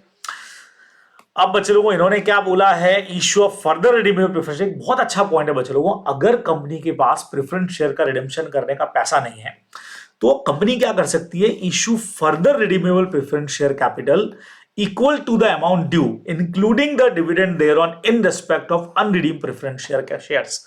मतलब क्या हुआ बच्चे लोगों, समझो कि कंपनी का 1 लाख रुपए का ड्यू हो गया था प्रेफरेंस शेयर्स का पेमेंट, और उस पर 10,000 का डिविडेंड भी बन रहा है 10% के हिसाब से।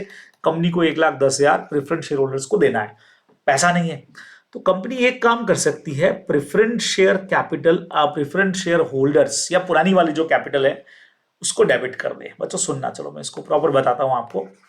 अब प्रेफरेंस शेयर कैपिटल और डिविडेंड पड़ा हुआ है, ठीक है, तो वो जो प्रेफरेंस शेयर कैपिटल और डिविडेंड है 1,10,000, क्यों ना उसको डेबिट कर दिया जाए और टू एक प्रेफरेंस शेयर कैपिटल नया इश्यू कर दिया जाए बच्चे लोगों, ठीक है। ये नया हमारा हो जाएगा कितना, 1,10,000 का, समझ रहे हो।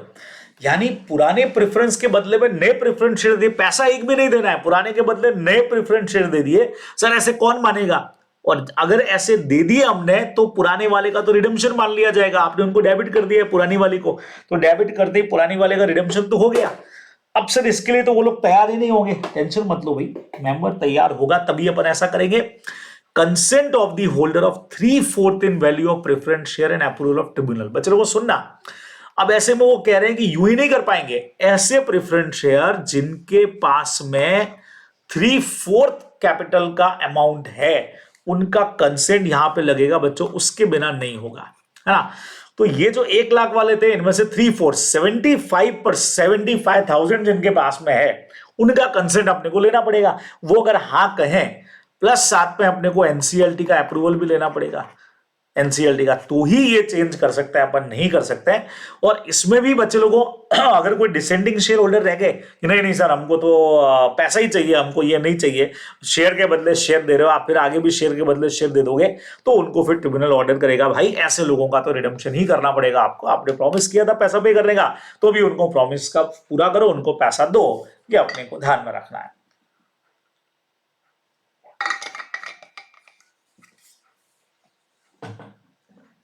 बराबर से, तो आई थिंक बहुत सिंपल कंसेप्ट है, बहुत इजीली आप इस पॉइंट को देख सकते हैं। तो ये हमारा 55 वाला एक सेक्शन बच्चों यहां आकर के कंप्लीट हो जाएगा, जो हमारा है प्रेफरेंस शेयर के रिडेम्पशन का और इश्यू का, मतलब दोनों का ही मिक्स सेक्शन है बच्चे लोगों, जो आप लोगों को यहां पे ध्यान में रखना चाहिए। बराबर से क्लियर है, कोई टेंशन नहीं। नेक्स्ट पे आ जाऊं, चलिए जी आगे बढ़ते हैं बच्चे लोगों।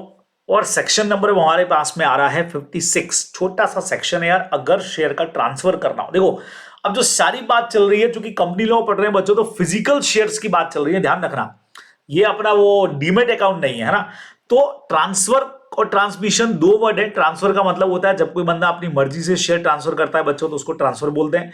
और अगर डेथ या इंसॉल्वेंसी हो गई तो जो जबरदस्ती शेयर ट्रांसफर हो जाएंगे, जैसे डेथ के केस में लीगल हेयर को, उसको बोलते हैं ट्रांसमिशन। तो ट्रांसफर का तरीका क्या है बच्चों, सिंपल है, एक एप्लीकेशन अपने को कंपनी को देना पड़ेगा, ठीक है।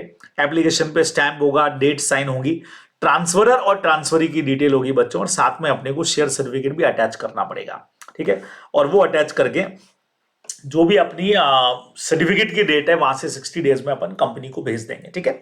कंपनी अगर सब चीजें सही लग रही है तो कंपनी बकायदा उसको रजिस्टर करेगी, पुराने वाले शेयर होल्डर का नाम हटाया, नए वाले को लिखा और उसको सर्टिफिकेट इश्यू कर दिया। आपने को ध्यान में रखना है, छोटा सा प्रोसेस, इसलिए फटाफट पढ़ लिया, ठीक है। अगर शेयर्स पार्टली पेड अप है तो कंपनी एक दूसरा काम करेगी बच्चों, कंपनी ट्रांसफरी को एक नोटिस भेजेगी कि भाई पार्टली पेड अप शेयर है, ट्रांसफर की तरफ से एप्लीकेशन आई है, तो तुम्हारा अगर कोई ऑब्जेक्शन हो तो 2 वीक में दो। अगर objection upon receipt of no objection बच्चों कंपनी प्रोसीड करेगी, यानी अगर उसका कोई जवाब ही नहीं आया तो हम आगे प्रोसीड करने वाले नहीं, हमको तो नो ऑब्जेक्शन चाहिए, है ना। वे मुझसे पूछेंगे कि देख ले भैया कहीं तुझे शेयर होल्डर ने झूठ तो नहीं बोल दिया कि फुल्ली पेड अप है और तू झांसे में आ गया उसके, तो हम सीधा बता देते हैं भाई शेयर पार्टली पेड अप है, देख ले तुझे क्या करना है, बराबर लेने के नहीं लेने। तो जब तक उसका नो ऑब्जेक्शन नहीं आएगा तब तक हम ट्रांसफर नहीं करेंगे, नो ऑब्जेक्शन आ गया तो दिक्कत ही नहीं बच्चों, ठीक है। गवर्नमेंट कंपनीज के ऊपर ये रूल एप्लीकेबल नहीं है, ये वाले, ये जो अपन ने पढ़ा पार्टली पेड अप वाला, वहां कोई टेंशन नहीं है, लेकिन गवर्नमेंट कंपनीज को भी सेम है बच्चों, no default in filing financial statement and annual return होना चाहिए, ठीक है। अच्छा, शेयर ट्रांसफर से रिलेटेड अगर कोई भी मैटर है कंपनी और शेयर होल्डर के बीच में तो कौन से एरिया की कोर्ट में जाएगा, जहां कंपनी का रजिस्टर्ड ऑफिस है। जैसे मैं जोधपुर राजस्थान में रहता हूं और कंपनी का रजिस्टर्ड ऑफिस मुंबई महाराष्ट्र में है, अगर शेयर ट्रांसफर से रिलेटेड कोई भी हमारे ऊपर केस होता है, किसी भी तरह का केस आपस में होता है, तो वहां होगा जब कंपनी का रजिस्टर्ड ऑफिस है यानी महाराष्ट्र में, ये बच्चों अपने को ध्यान में रखना, ठीक है। सर ट्रांसमिशन क्या होता है, जो अभी मैंने कहा डेथ के केस में, तो डेथ के केस में notice to be given by to the company by legal heir, legal heir company को नोटिस भेजेगा कि भाई शेयर होल्डर की डेथ हो गई है, एविडेंस डेथ का भी भेजेंगे और उसके नॉमिनी होने का एविडेंस। सर वो क्या होगा बच्चों, जनरली तो नॉमिनेशन फॉर्म भरा हुआ रहेगा, नहीं तो लीगल हेयर होने का फॉर्म भेज दे, अपना बर्थ सर्टिफिकेट वगैरह भेज दे, है ना। अच्छा, इसमें स्टैंप ड्यूटी वगैरह नहीं लगती बच्चों, बट ऑब्वियस है डेथ का केस है, ट्रांसफर तो हो नहीं रहे, ओरिजिनल मेंबर के जो भी राइट है वो ट्रांसफर के बाद में लीगल हेयर को ट्रांसफर हो जाएंगे, ये अपने को ध्यान में रखना है, सिंपल बात हो गई, ठीक है। सेक्शन 57 क्या कहता है बच्चों, एक छोटी सी बात करते हैं, मेन फिट सेक्शन हमारा 58 आने वाला है, बहुत शानदार सेक्शन है, उसके ऊपर बहुत तबीयत से बात करनी पड़ेगी, बढ़िया सेक्शन है, अच्छे से आप मेरे साथ में इस पूरे को समझिएगा।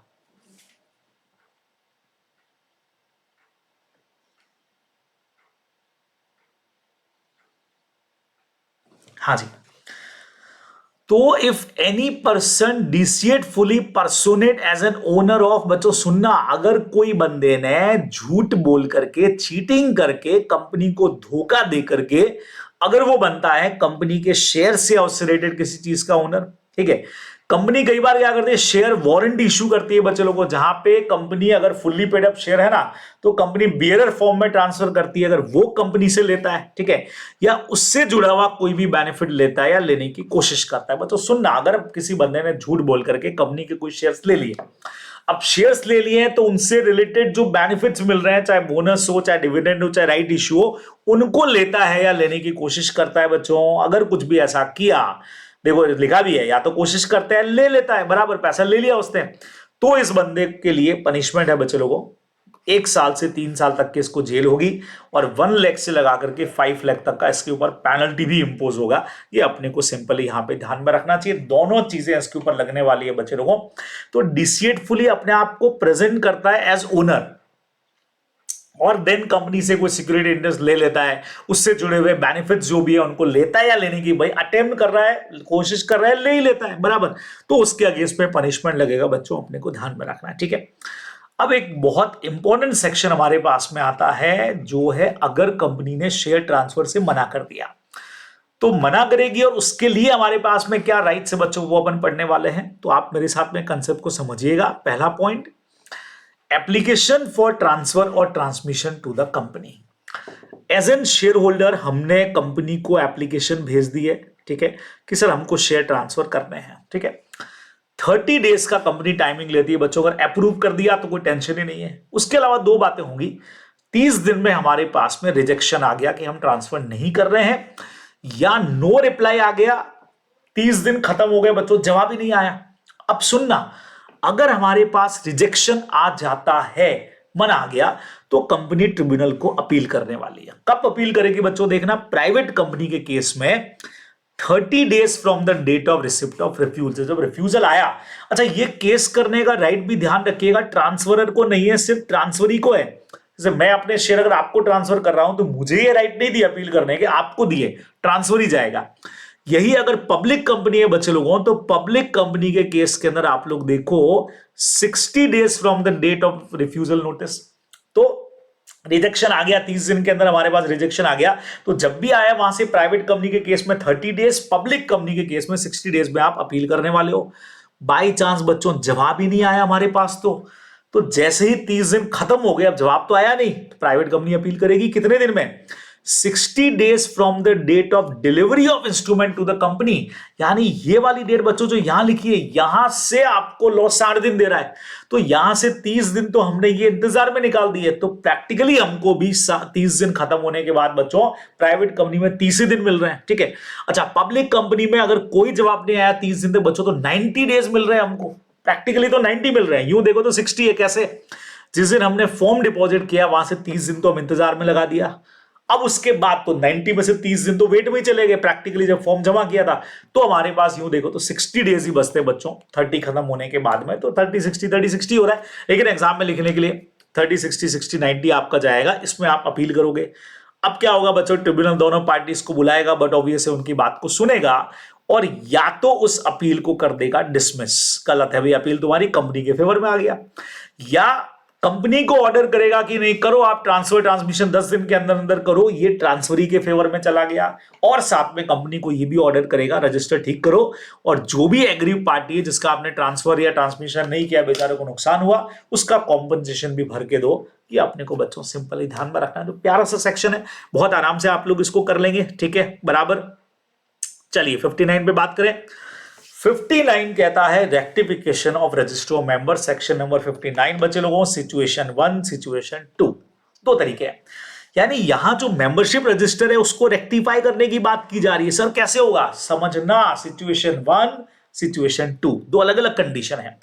पहली कंडीशन में रीजन क्या हुआ बच्चों, अगर शेयर होल्डर जिसके भी नाम पे शेयर है गलती से name of person without sufficient cause के उसका नाम एंटर कर दिया, मतलब मैंने ऑरली एग्री किया था कि I am ready to be a share holder, लेकिन मैंने रिटर्न में कोई फॉर्म भरा नहीं, कुछ किया नहीं, कंपनी ने मेरा नाम रजिस्टर में लिख दिया, मैं चाहता हूं हटाऊं, या हटा लिखने के बाद किसी का हटा दिया। अच्छा, कई बार क्या होता है बच्चों, जैसे मेरे पास 1000 शेयर है, मैंने 500 आपको ट्रांसफर किए, तो कंपनी को 2 सर्टिफिकेट बनाने, 500 आपके फेवर में, 500 मेरे फेवर में, कंपनी ने पूरा ही नाम उड़ा दिया मेरा, तो भी मैं अप्लाई करूंगा, सर नाम उड़ा दिया।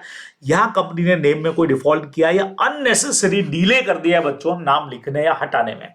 अगर ऐसा कोई भी रीजन हुआ तो जो पर्सन एग्रीव्ड है, जिसको तकलीफ है, बराबर, या कंपनी का मेंबर खुद, या खुद, सर कंपनी खुद क्यों जा रही है भाई, कंपनी भी चाह रही है यार हमको नाम चेंज नहीं करना है, तुम बार बार नाम चेंज करने को बोल रहे हो, तो एक काम करते हैं हम खुद ही ट्रिब्यूनल के पास चले जाते हैं बच्चों। तो ये ट्रिब्यूनल के पास में जाकर के अप्लाई करने वाले हैं, और आप लोग जानते हो ट्रिब्यूनल तो बेचारा क्या करेगा, आइदर अपील जो भी होगी उसको डिसमिस कर देगा, क्या क्या पॉसिबिलिटीज हो सकती है हियरिंग का चांस देने के बाद में, या कंपनी को डायरेक्ट करेगा नहीं भैया इसकी एंट्री सही करो 10 डेज के अंदर अंदर और साथ में डैमेजेस भी पे करो, सिंपल है। तो डिसमिस द अपील का मतलब किसी भी कंपनी गई हो तो भी अपील डिसमिस हो सकती है, तो कंपनी हार जाएगी केस को, एप्लीकेंट जो दूसरा एग्रीव पर्सन गया तो भी अपील कैंसिल हो सकती है, तो या तो अपील कैंसिल होगी या कंपनी को डायरेक्शन देंगे कि भाई 10 दिन में रजिस्टर को रेक्टिफाई करो और जिस बंदे को नुकसान हुआ उसको कॉम्पनसेशन भरो। तो इसका एक पार्ट तो बच्चों ये, सेकंड पार्ट भी इंटरेस्टिंग, इसमें क्या हुआ बच्चों, अगर शेयर को ट्रांसफर करते वक्त में इन एक्ट का कॉन्ट्रावेंशन हो गया। सर कौन से एक्ट है, एक तो हमारा स्कैरा हो गया, लिस्टेड कंपनी है तो हमारा सीबी हो गया, कंपनीज एक्ट हो गया, और कोई भी लो जैसे आरबीआई एक्ट है, आईआरडीए है, तो ट्रांसफर करते वक्त में आपने उन एक्ट के किसी प्रोविजन को फॉलो नहीं किया है, तो नहीं किया है तो भाई करो प्रोविजन को फॉलो, तो करवाने के लिए कंप्लेन जाएगी, हाँ ट्रिब्यूनल को हमको अप्लाई करना पड़ेगा, सर फॉलो नहीं हुआ। सवाल है कि ट्रिब्यूनल के पास में जाएगा कौन,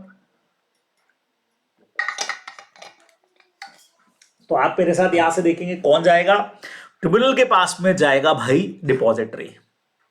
ठीक है, अब ये रिवीजन उन्हीं को समझ में आने वाला है जिन्होंने एक एक बार पढ़ा हुआ है पूरा टॉपिक। डिपॉजिटरी जाएगा, एनएसडीएल, सीडीएसएल, कंपनी खुद जाएगी बच्चे लोगों।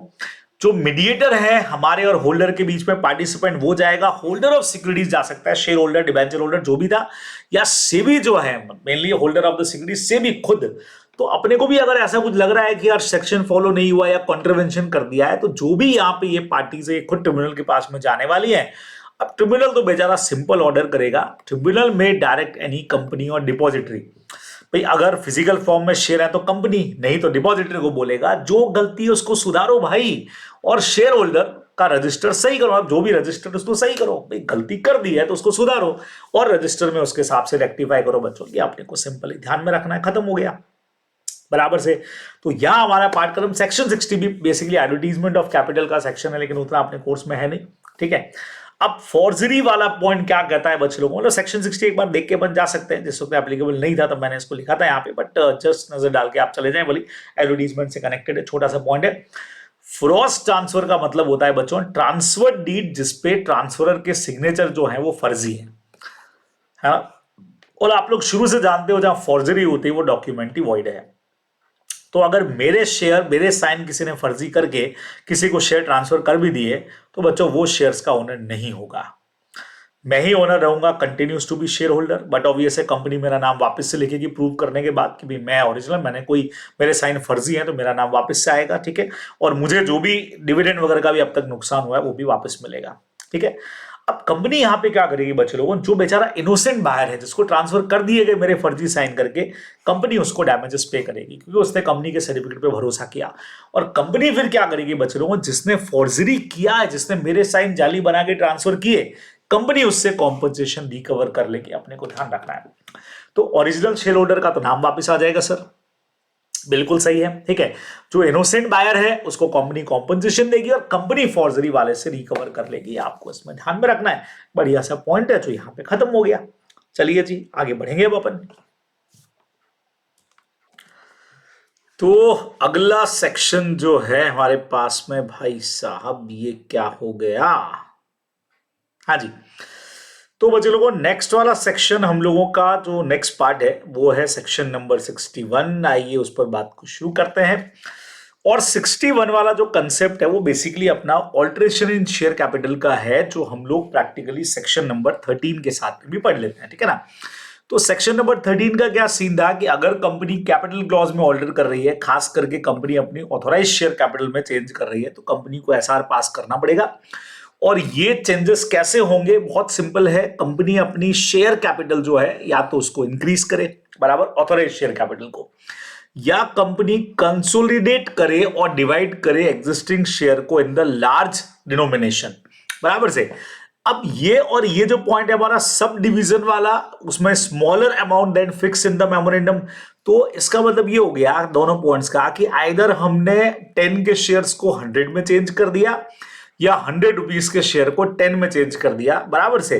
भाई आज हमारे पास में 10,000 शेयर्स थे एट द रेट ऑफ 10 दा बराबर से, उसको हमने क्या किया बच्चे लोगों को, सिंपली यहाँ पे 1000 share at the rate of 100 कर दिया।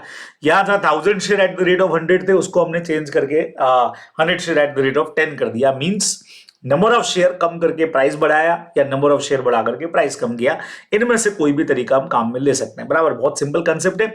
हालांकि अगर इस ऑल्टरेशन से वोटिंग परसेंटेज पे अगर कोई भी चेंज हो रहा है तो ट्रिब्यूनल का अप्रूवल भी अपने को लेना पड़ेगा। अच्छा, कन्वर्ट करना है हमको शेयर्स को इनटू स्टॉक और वाइस वर्सा, सिंपल तरीका जिसमें हम लोग अकाउंट्स के अंदर आप लोग एक एंट्री भी करते होंगे जिसमें हम लोग इक्विटी शेयर कैपिटल को डेबिट करते हैं और देन हम लोग इक्विटी शेयर कैपिटल को डेबिट करके क्रेडिट कर देते हैं इक्विटी शेयर स्टॉक को, जिससे नंबर ऑफ शेयर हटा करके हम सीधा बोल सकते हैं कि इतना स्टॉक हमारे पास में है। तो ये कंसेप्ट हमारा यहाँ पे काम करता है, जो आप लोगों को ध्यान में रखना है बराबर। नाउ कंपनी का नेक्स्ट पॉइंट हमारा इसका आया कि अनइश्यूड कैपिटल जो है उसको कैंसिल कर देना। भाई टोटली हमारे पास 10 लाख शेयर्स है, 10 lakh share at the rate of 10 each है। इसमें से हमने 8 लाख ऑलरेडी इश्यू कर दिया। आप जो अनइश्यूड वाली 2 लाख है उसको हम कैंसिल कर सकते हैं, तो इससे भी हमारी कैपिटल ऑल्टर हो जाएगी। लेकिन ये जो कैंसिल करना है जो अभी अपन पढ़ रहे हैं वो रिडक्शन इन शेयर कैपिटल में नहीं आएगा, क्योंकि रिडक्शन के लिए हमारे पास में अलग से है सेक्शन 66 और उसमें basically reduction paid up share capital में होता है। ये अपने को कंसेप्ट ध्यान में रखना है बराबर। बहुत बढ़िया सा कंसेप्ट है। अब बच्चे लोगों हमारे पास में आ रहा है सेक्शन नंबर 62 यानी कि राइट इशू का हमारा एक शेयर है। आइए राइट इशू का हमारा सेक्शन जो है वो क्या कहता है, 62 में हमारे पास में 3 ऑप्शन है, 1A, 1B और 1C। 1A का कंसेप्ट यह है कि कंपनी जब भी फर्दर इश्यू करने की सोचेगी तो पहला कंसेप्ट यह आता है कि कंपनी अपने एग्जिस्टिंग शेयर होल्डर को उनके पेड अप कैपिटल के प्रपोर्शन के अंदर ऑफर करे। ठीक है, अब ये जो ऑफर होगा shall be made by letter of offer, जिसमें नंबर ऑफ शेयर हम ऑफर कर देंगे कि भाई हम क्या कर रहे हैं, आपको 1:2 में ऑफर कर रहे हैं, यानी हर 2 पे 1 शेयर आप परचेज कर सकते हैं, ऐसा हम आपको ऑफर कर रहे हैं। ठीक है ना, मिनिमम 15 दिन का टाइम उनको दिया जाएगा और such lesser number of days as may be prescribe to maximum 30 days from the date of offer. तो मिनिमम 15, इससे कम भी किया जा सकता है, यहां से लगा के 30 दिन का टाइमिंग उनके पास में रहेगा, जिसमें वो लोग रिप्लाई कर सकते हैं कि they want to buy shares और नॉट। ठीक है, अच्छा, प्राइवेट कंपनी और आईएफएससी कंपनी के लिए जो टाइम पीरियड है 15 से 30 दिन का, इसको कम किया जा सकता है। भाई प्राइवेट कंपनी है, घर घर के लोग हैं, कम कर लो, है ना। अगर 90% मेंबर्स रिटर्न में या इलेक्ट्रॉनिक मोड से एग्री हो जाते हैं कि यार आप इस टाइमिंग को कम करके 7 डेज कर दो, 10 डेज कर दो, तो अपन कम भी कर सकते हैं कंसेंट के लिए। ठीक है, अच्छा, अगर कोई ऑफर इस टाइम में एक्सेप्ट नहीं किया है तो वो ऑफर फिर डिक्लाइन मान लिया जाएगा आपके लिए, अब दूसरे को देंगे, बराबर से पब्लिक इश्यू पे लाएंगे। Offer shall contain a right to renounce, बढ़िया चीज है बच्चों, राइट शेयर को अगर मेंबर चाहे तो किसी और के फेवर में ट्रांसफर कर सकता है, जब तक आर्टिकल्स कुछ और नहीं बोले।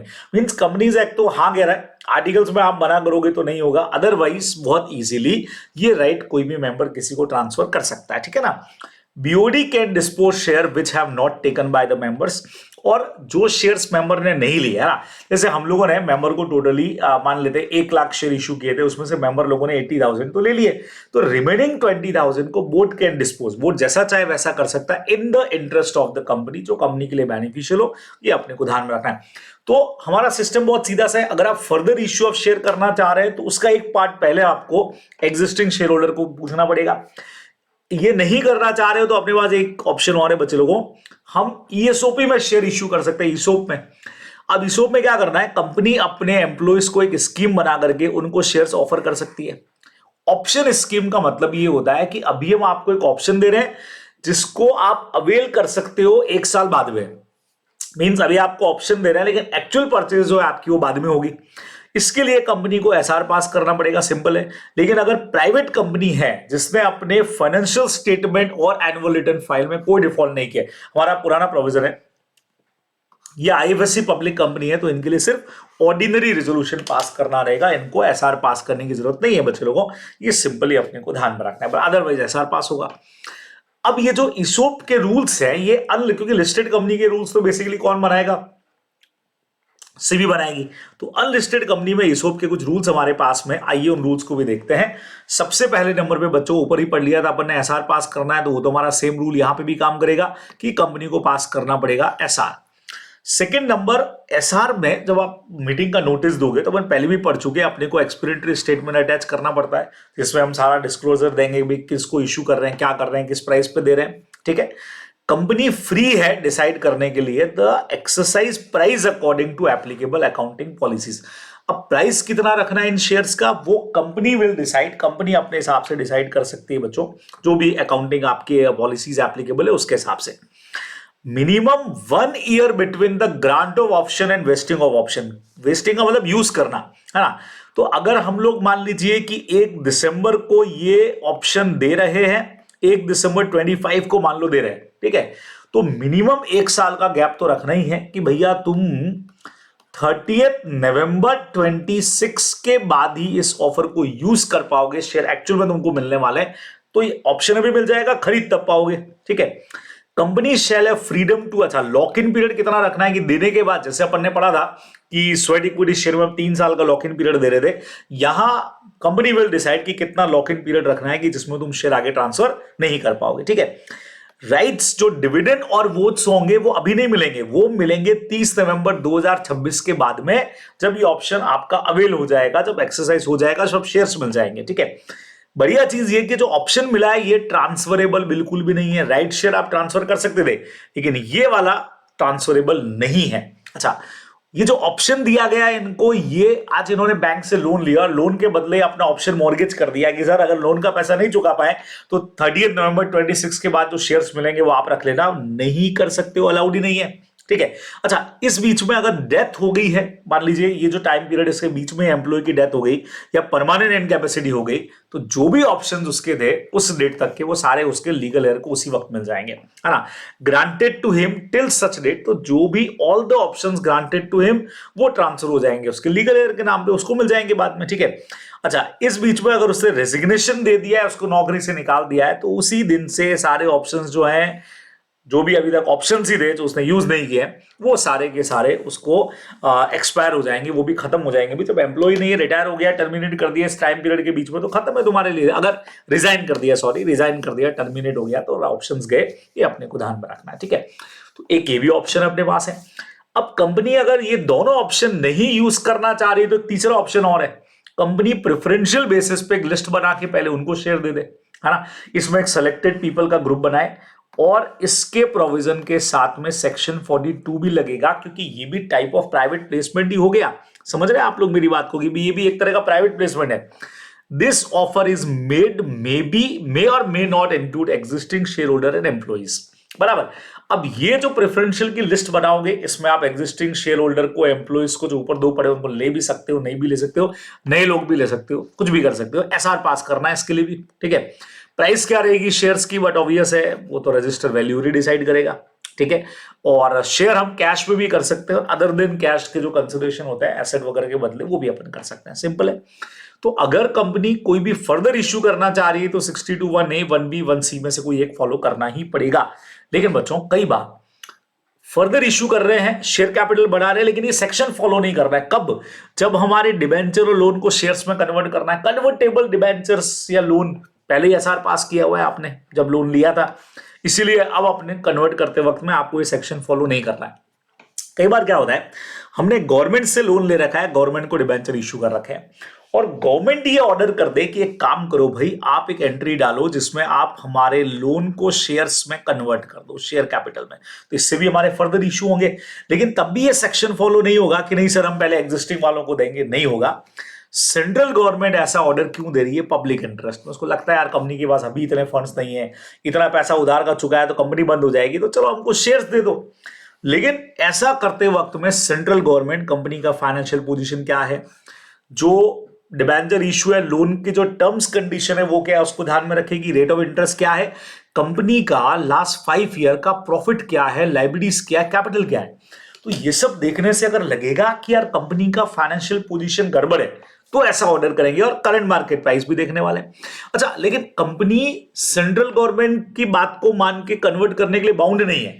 Company can file appeal with the tribunal, बराबर से आप जैसे ही सेंट्रल गवर्नमेंट ने ऑर्डर दिया कन्वर्जन का, आप 60 डेज के अंदर ट्रिब्यूनल को उसके अगेंस्ट में अपील कर सकते हो, वो आपका राइट बनता है, ये अपने को ध्यान में रखना है। तो ये बच्चों सेक्शन नंबर 62 के हमारे तीनों पार्ट यहां आकर के आपके खत्म हो गए, जो आप लोगों को बेसिकली बढ़िया तरीके से ध्यान में रखने चाहिए, बराबर।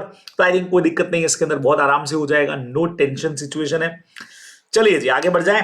तो हमारे पास में बात है बच्चों बोनस शेयर, बहुत प्यारा सेक्शन है, और इस पर ज्यादातर आपको प्रैक्टिकल क्वेश्चंस देखने को मिलेंगे, कैलकुलेटिव क्वेश्चंस मिल जाएंगे। प्रोविजन बहुत इजी है, देखो क्या लिखा है, फुल्ली पेड अप शेयर्स जिनके होंगे उन्हीं को बोनस। अच्छा, बोनस शेयर क्या होता है, ये कंपनी अपने इक्विटी शेयर होल्डर्स को देती है और फॉरवर्ड में देती है, तो इसीलिए शेयर्स फुल्ली पेड अप होने चाहिए। सोर्सेस क्या होंगे हमारे पास में, फ्री रिजर्व सिक्योरिटी प्रीमियम तो है ही है, सीआरआर का इकलौता एक यूज यही है कि उसको बोनस शेयर इश्यू करने के काम में अपन लेते हैं, तो ये सोर्सेज यहां से आएंगे। कंपनी आर्टिकल से ऑथोराइज होनी चाहिए, बोनस शेयर के लिए पहले बोर्ड रिकमेंड करेगा, फिर हम जनरल मीटिंग के अंदर इसके लिए भी बेसिकली एसआर पास करके इसको अप्रूव करेंगे, ठीक है। अच्छा, कुछ कंडीशन देखनी है पुरानी वाली, अभी तक कंपनी ने अपने डेप्ट या डिपॉजिट या उसके इंटरेस्ट पेमेंट में कोई डिफॉल्ट नहीं किया होना चाहिए। उसके अलावा बच्चों स्टैट्यूटरी ड्यूज ऑफ एम्प्लॉई, वही अपना पीएफ ग्रेजुटी, उसके पेमेंट में भी कोई डिफॉल्ट नहीं होनी चाहिए। सर अगर डिफॉल्ट है तो पहले उनका पेमेंट करो, उसके बाद बोनस शेयर इश्यू करो, ठीक है। अच्छा, पार्टली पेड अप शेयर है तो पहले फुल्ली पेड अप में कन्वर्ट करना पड़ेगा, सिंपल है। अगर किसी साल बोनस दे रहे हो तो ऐसा नहीं बोलोगे कि उस साल डिविडेंड नहीं देंगे, यार एक काम करते हैं इस साल डिविडेंड की जगह बोनस शेयर तो दे ही दिए। Both are absolutely different. Bonus share का कंसेप्ट, एंट्री सब कुछ अलग है, डिविडेंड का सेक्शन कंसेप्ट बिल्कुल अलग है, दोनों को मिक्स नहीं करना है। और एक बार अगर आपने बोनस शेयर डिक्लेयर कर दिए तो उसके बाद में वो लायबिलिटी की तरह आपको देना ही पड़ेगा, वो विड्रॉ नहीं होगा। ये बच्चों बोनस शेयर के अंदर अपने को सेक्शंस ध्यान में रखना है, बहुत प्यारे सेक्शन है, छोटे से सेक्शंस हैं बराबर।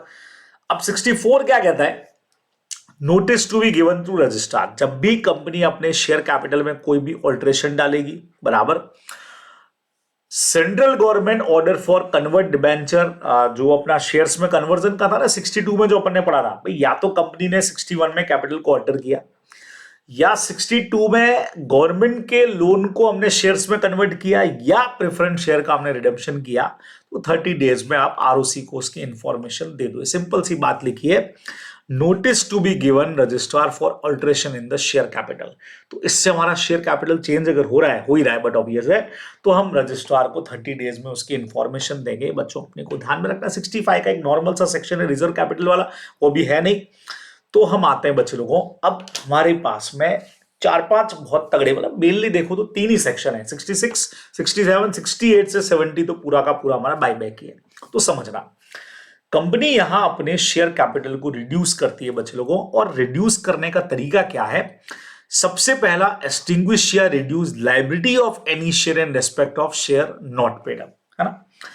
मतलब बच्चे लोगों, हमारा 10,000 शेयर है एट द रेट ऑफ 10, है ना, और हमने उस पर अभी तक 5 रुपए मंगवा रखा है, 5 अभी तक आए नहीं है, पार्टली पेड अप है, इसी को कंपनी फुल्ली पेड अप में कन्वर्ट कर दे। अब कंपनी बोलेगी we have 10,000 share at the rate of 5 fully paid up, ठीक है।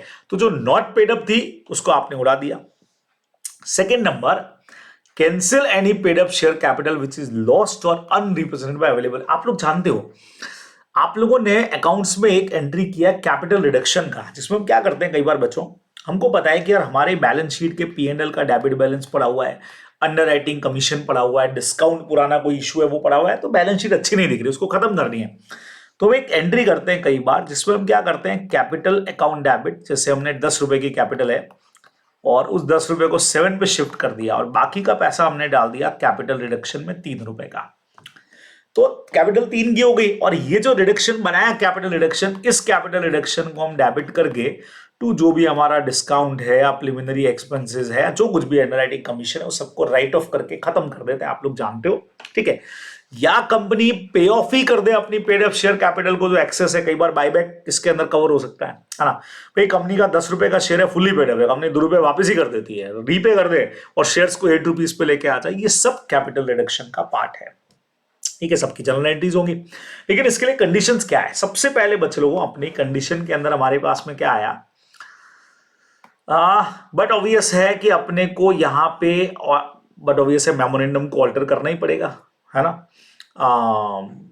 अगर मेमोरेंडम में जरूरत है अपने को तो ऑल्टर करना पड़ेगा, उसके लिए प्रोसीजर भी अपन पढ़ने वाले।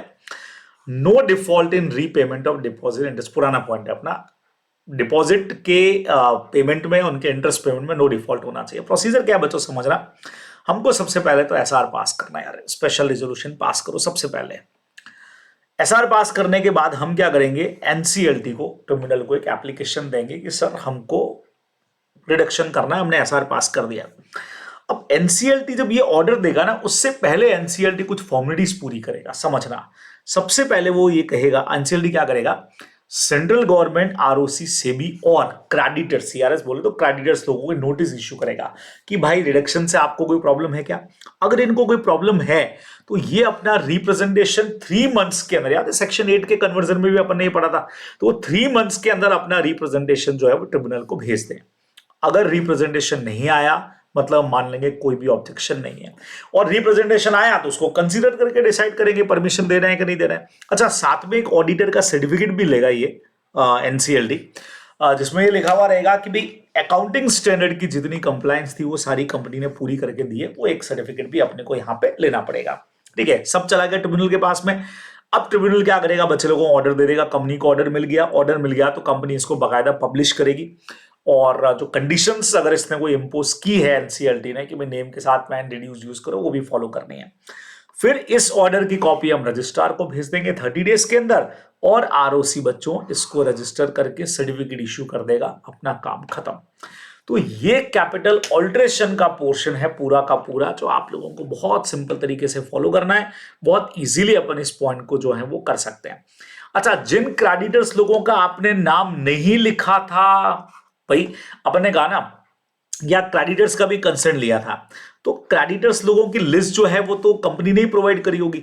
तो कई बार कंपनी ने अगर किसी डायरेक्टर का, किसी क्रेडिटर का नाम ही नहीं लिखा या उसका अमाउंट कम कर दिया, तो बच्चे लोगों उसको जब कंपनी रीपे करेगी, और अगर कंपनी के पास सफिशिएंट फंड नहीं है, तो members are personally liable to pay to him up to their original liability amount. बच्चों सुनना, जैसे हमारा 10 का शेयर था, अभी मैंने आपको कहा कि हमने 10 के शेयर को 5 पे ले आए हम, ठीक है, अब 5 ही कर दिया हमने, फुली पेड अप। अब दिक्कत क्या है कि ऐसे क्रेडिटर्स जिनको आपने इंफॉर्मेशन ही नहीं दिया, जिन बेचारों को लिस्ट ऑफ क्रेडिटर में नाम ही नहीं डाला था जिनका, ठीक है, उनका उनसे बेचारे एनसीएलटी ने कोई कम्युनिकेट ही नहीं किया, तो ऐसे लोगों का जब रिडम्पशन आएगा तो आपको पैसा देना है। अगर नहीं दे पाए तो ये जो आपने 5 रुपीज की लाइब्रेरी रख दी थी ना, 10 से 5, भूल जाओ इसको, ये मान के चलोगे नहीं, अभी भी 10 रुपये ही है, और जो रिड्यूस किया आपने 5 रुपीज, वो घर से ला करके फिर लाइब्रेरीज का पेमेंट करना पड़ जाएगा, ये अपने को ध्यान में रखना है ना। तो उतना पैसा उनको देना पड़ेगा जो अगर पहले ही वाइंडिंग अप चालू हो जाता, उसको कितना देते हैं आप, सपोज करो भूल जाओ रिडक्शन हुआ है, तो 5 का शेयर है, 10 रुपए का शेयर है, 5 रुपए आपने दिया, निकालो 5 रुपए, और ये इनके सर पे लाइब्रेरी आ जाएगी। बच्चों अपने को ध्यान में रखना है, बढ़िया सा पॉइंट है, ठीक है। नाउ अभी एक बहुत शानदार पॉइंट पे आ रहे हैं बच्चों लोगों, सेक्शन नंबर 67, एक प्यारा सा रेस्ट्रिक्शन है, सुनना। ये कह रहे हैं कोई भी पब्लिक कंपनी जो है वो कैन नॉट गिव, कोई भी public company can not give, क्या नहीं देगी, फाइनेंशियल एड मतलब help to any person either directly or indirectly, whether by way of loan, guarantee or surety, for purchase or subscription of its own share or holding company share. ठीक है बच्चों सुनना, मान लीजिए कि हमारी कंपनी का नाम एक्स लिमिटेड है और हम एक लोन देना चाह रहे हैं मिस्टर ए को। अब लोन क्यों देना चाह रहे हैं, ताकि वो एक्स लिमिटेड के शेयर परचेज कर ले या एक्स लिमिटेड की होल्डिंग कंपनी के शेयर परचेज कर ले, तो ये परमिसिबल नहीं है। अपने या अपनी होल्डिंग कंपनी के शेयर परचेज करने के लिए हम लोन नहीं दे सकते हैं। अच्छा, बाई चांस ये मिस्टर ए किसी बैंक से लोन ले रहा है, आईसीआईसीआई से, और हमसे चाह रहा है कि हम इसकी गारंटी दे दें या सिक्योरिटी दे दें, तो वो भी परमिसिबल नहीं है। ये फाइनेंशियल एड किसी भी तरह की, डायरेक्टली इनडायरेक्टली, कि हमने किसी लिए गारंटी दे दिया, हमने खुद ने पैसा दे दिया, ये परमिसिबल ही नहीं है। ये सेक्शन आपसे कहना चाह रहा है, लेकिन इसका एक्सेप्शन बहुत कमाल धमाल मालामाल है। बैंकिंग कंपनी अगर है तो उसके लिए अलाउड है बच्चों, क्योंकि वो ऑर्डिनरी कोर्स ऑफ बिजनेस में उसका काम ही लोन देना है, और अगर उसने ऐसा कोई लोन दिया है जिससे उसी कंपनी के शेयर परचेस किए जा रहे हैं, तो हमको किसी तरह की प्रॉब्लम नहीं है, वो दिया जा सकता है बच्चों, अपने को ध्यान में रखना चाहिए। ठीक है, अच्छा एक और पहला पॉइंट आता है, कंपनी एडवांस दे सकती है अपने एम्प्लॉइज को। सर अभी तो मना किया था, सुनना सुनना सुनना भाई, किसी को भी नहीं देंगे, लेकिन एम्प्लॉइज को दे सकते हैं, लेकिन कंडीशंस है, अदर देन डायरेक्टर या केएमपी होने चाहिए, प्योर एम्प्लॉइज। जो शेयर वो खरीद रहे हैं वो फुली पेड अप शेयर्स होने चाहिए, और जो लोन की लिमिट होगी वो होगी उनकी सैलरी के 6 मंथ्स के बराबर। बहुत सिंपल है, ठीक है, यानी अगर उनका सैलरी 50,000 रुपया महीना है तो इंटू 6 कर दो, 3 लाख रुपया सीधा सीधा हो गया। इससे ज्यादा लोन प्रोवाइड हम नहीं करेंगे। जो शेयर वो लोग खरीदेंगे हमारे लोन के पैसे से, वो फुली पेड अप होने चाहिए, और एम्प्लॉइज में डायरेक्टर और केएमपी कवर नहीं है, इनके अलावा एम्प्लॉइज जो होते हैं वो होने चाहिए। अपने को ध्यान में रखना है, एक कंडीशन अपनी ये भी है, ठीक है। अब इसके अलावा एक और प्यारी कंडीशन है, कंपनी ये लोन जो है वो दे सकती है एम्प्लॉइज के लिए। अगेन एम्प्लॉइज को, सर ये तो ऊपर वाला पॉइंट ही है, डिफरेंस क्या अभी बताऊंगा आपको, एम्प्लॉइज को या एम्प्लॉइज के ट्रस्टीज को। सर ट्रस्टी कौन होता है, अपन पहले भी बात कर चुके हैं, who hold share for the benefit of the employees. खुद के लिए नहीं ले रहे हैं, एम्प्लॉइज के लिए ले रहे हैं वो share, as a trustee look after करेंगे, फायदा नहीं उठाएंगे, तो एम्प्लॉइज या उनके ट्रस्टीज को दे सकते हो। ठीक है, जो परचेज करेंगे fully paid up share, condition वही, और इसके लिए एसआर पास करना पड़ेगा। ऊपर वाले में एसआर नहीं था, इसमें एसआर पास करना पड़ेगा। ठीक है, ये शेयर आप एम्प्लॉइज को भी दे सकते हो, ट्रस्टीज को भी दे सकते हो। फुली पेड वाली कंडीशन सेम है, या सैलरी लिमिट नहीं है, लेकिन यह शेयर्स की लिमिट है। सेक्शन कहता है कि जो शेयर्स आप देने वाले हो उन शेयर्स का वैल्यू कितना होगा, मतलब जो शेयर्स के लिए आप पैसा उधार पे दे रहे हो, तो जो वैल्यू ऑफ शेयर्स होगी वो नॉट एक्सीड 5%। बच्चों 5% से ज्यादा नहीं होना चाहिए। 5% of paid up capital plus free reserve, ये इस तीसरी कंडीशन के साथ में आपको ध्यान में रखना है। ठीक है, अभी एक आध अटेम्प्ट में आई थिंक सितंबर वाले में भी इस पे क्वेश्चन भी था कि कंपनी जो है वो ये वाले में लोन दे रही है, देखो ऊपर वाला जिसमें फर्क है वहां सैलरी की लिमिट या सैलरी की लिमिट नहीं है, लेकिन यहाँ पे लोन में एक तरह से कितना लोन देना है उसकी भी एक तरह से लिमिट आ गई। वहां सैलरी के 6 महीने के बराबर था, यहां जो शेयर के लिए आप लोन दे रहे हो उसकी वैल्यू कितनी हो, पेड अप कैपिटल और फ्री रिजर्व के 5% से ज्यादा वो अलाउड ही नहीं है वैल्यू ऑफ शेयर जो वो लोग लेने वाले हैं, जो परचेस करने वाले हैं बच्चों, जिसके लिए पैसा ले रहे हैं, कि अपने को ध्यान में रखना। ठीक है, बहुत सिंपल है। और अगर इसके अगेंस्ट में जाके आपने लोन वोन दिया तो अनलॉफुल नहीं होगा, सिर्फ पनिशमेंट रहेगा कंपनी के अगेंस्ट में और ऑफिसर के अगेंस्ट में, अपने को ध्यान में रखना है। बढ़िया सा हमारा पॉइंट है बच्चों, ध्यान में रखोगे। ठीक है, क्लियर हो गया। चलिए अब अपने पास में आ रहा है बच्चों लोगों एक बढ़िया सेक्शन, हमारा एक तरह से आखिरी सेक्शन है शेयर कैपिटल का। 68, 69, 70 एक साथ ही पढ़े जाएंगे। आप लोग सब फ्री रिजर्व्स के बारे में जानते हो कि क्या कंसेप्ट है, तो समझो फ्री रिजर्व में हमारे पास सोर्सेस क्या है भाई। तो सबसे पहला पॉइंट आया बच्चे लोगों, सोर्सेस बायबैक अगर करना हो, बायबैक मतलब कंपनी का सीधा एंट्री आप लोगों ने किया है, शेयर कैपिटल टू बैंक, पैसा वापस दे रहे हैं, तो सोर्सेस क्या होंगे, आइदर फ्री रिजर्व या फिर सिक्योरिटी प्रीमियम, दो ऑप्शन ये है, या फिर जो आप नए शेयर इश्यू करोगे वो भी एक तरीका। अकाउंट्स में आप लोगों ने इसको भरपूर पढ़ा हुआ है, इसलिए मेरी ज्यादा टेंशन नहीं है बच्चों। Free reserve account debited, security premium debited to, आप यहां पे क्या कर रहे हो, बायबैक के लिए हम लोग एक सीआरआर की एंट्री बना लेंगे, कैपिटल रिडम्पशन रिजर्व आप लोग जानते हो, बराबर से वही हमारा सीआरआर बन जाएगा, और या फिर नए शेयर इश्यू कर दो। अब जो नए शेयर इश्यू करोगे वो सिमिलर काइंड के नहीं होने चाहिए, वो डिफरेंट काइंड के, इक्विटी का बायबैक कर रहे हो तो वो प्रेफरेंस होने चाहिए, बराबर से। सिक्योरिटीज में यहाँ पे ईसोप वाले शेयर भी शामिल है। अब कंडीशंस क्या है बच्चों, सबसे पहले आर्टिकल्स में ऑथराइज होना चाहिए, कंपनी को एसआर पास करना पड़ेगा। सुनो, मैक्सिमम बायबैक अपन कर सकते हैं 25% of paid up capital and reserve का मैक्सिमम, तो वो करना है तब तो एसआर पास करना है। लेकिन अगर आपको 10% तक ही करना है तो बोर्ड रेजोल्यूशन से भी हमारा काम चल जाएगा बच्चों, अपने को ध्यान में रखना। ठीक है, बायबैक के बाद में डेप्ट इक्विटी रेशियो 2:1 से एक्सीड नहीं करना चाहिए, 2:1 रहना चाहिए, बराबर से 2:1 हमारा रेशियो रहेगा, ये अपने को ध्यान में रखना। चेंज करना है तो अपने को परमिशन लेनी पड़ेगी, ये आप लोग ध्यान में रखोगे। ठीक है, शेयर्स फुली पेड अप होने चाहिए तभी बायबैक होगा, सबको पता है। लिस्टेड कंपनी है तो सेबी की गाइडलाइंस फॉलो करेगी, नहीं तो कंपनीज एक्ट की। बायबैक का पूरा प्रोसीजर कंप्लीट होना चाहिए 12 month from the date of resolution. बच्चों रेजोल्यूशन पास किए वहां से 12 महीने में खत्म करोगे, और दो बायबैक के बीच में गैप एटलीस्ट 1 ईयर का, समझ रहे हो भाई।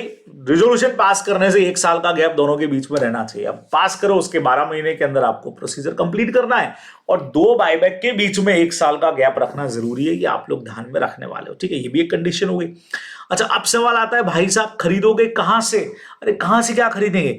या तो एग्जिस्टिंग वालों को एक नोटिस भेज देंगे, जैसे बोनस शेयर का भेज रहे थे, एक भी कंपनी वांट टू परचेज, जबरदस्ती नहीं है, बेचना हो तो बेचो भाई, मत बेचो, तो हम उनको एक नोटिस इश्यू कर देंगे बहुत सिंपल सा कि भाई company wants to buy, company खरीदना चाह रही है, प्रपोर्शनेट बेसिस पे वही 2 पे 1 हम खरीद लेंगे, बेचना चाहो तो ओपन मार्केट से जैसे बाकी लोग खरीदते हैं, सही प्राइस चल रही है तो वहां से ले लो।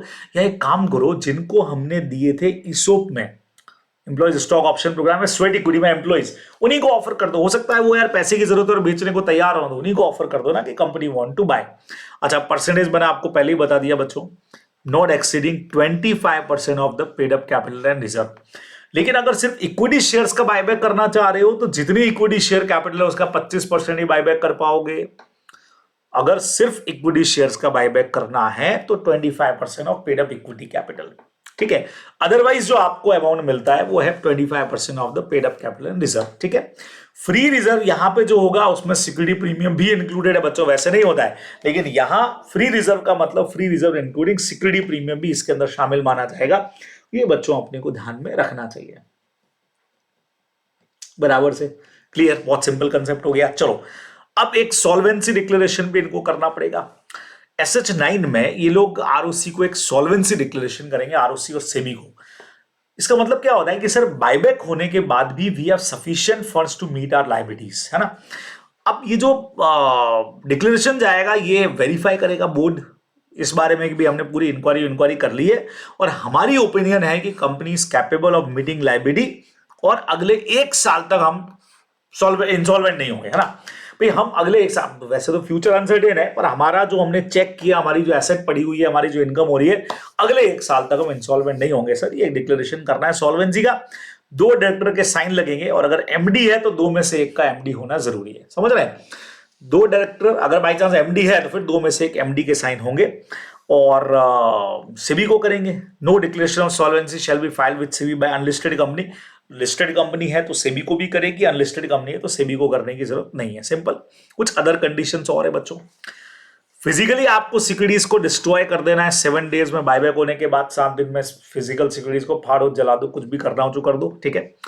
अब जिस कैटेगरी के शेयर आपने बायबैक किए, अगले 6 महीने तक सिमिलर शेयर बच्चों इशू नहीं होंगे। सुन लेना भाई, जिस कैटेगरी के शेयर्स बायबैक किए हैं,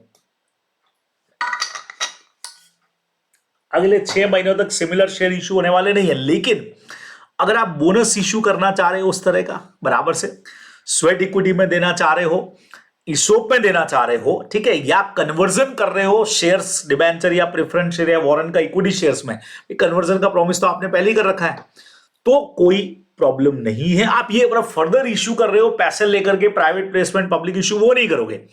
बोनस में देना है, स्वेट इक्विटी देना है, ईसोप देना है, कन्वर्जन करना है, वो सब परमिसिबल है।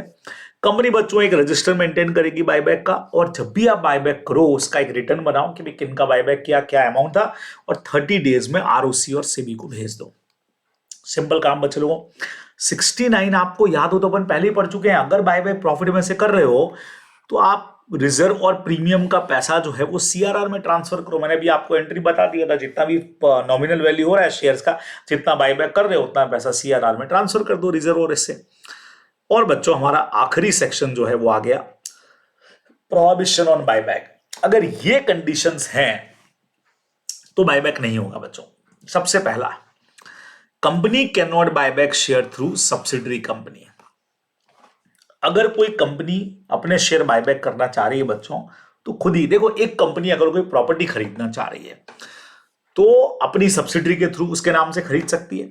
अगर कोई कंपनी किसी दूसरी कंपनी में इन्वेस्टमेंट करना चाह रही है, अपने होल्डिंग सब्सिडरी में पड़ा है, तो अपनी सब्सिडरी के थ्रू कर सकती है। लेकिन अगर बायबैक करना है तो सब्सिडरी के थ्रू नहीं कर सकते यार, खुद ही खरीदना पड़ेगा, ध्यान में रखना है।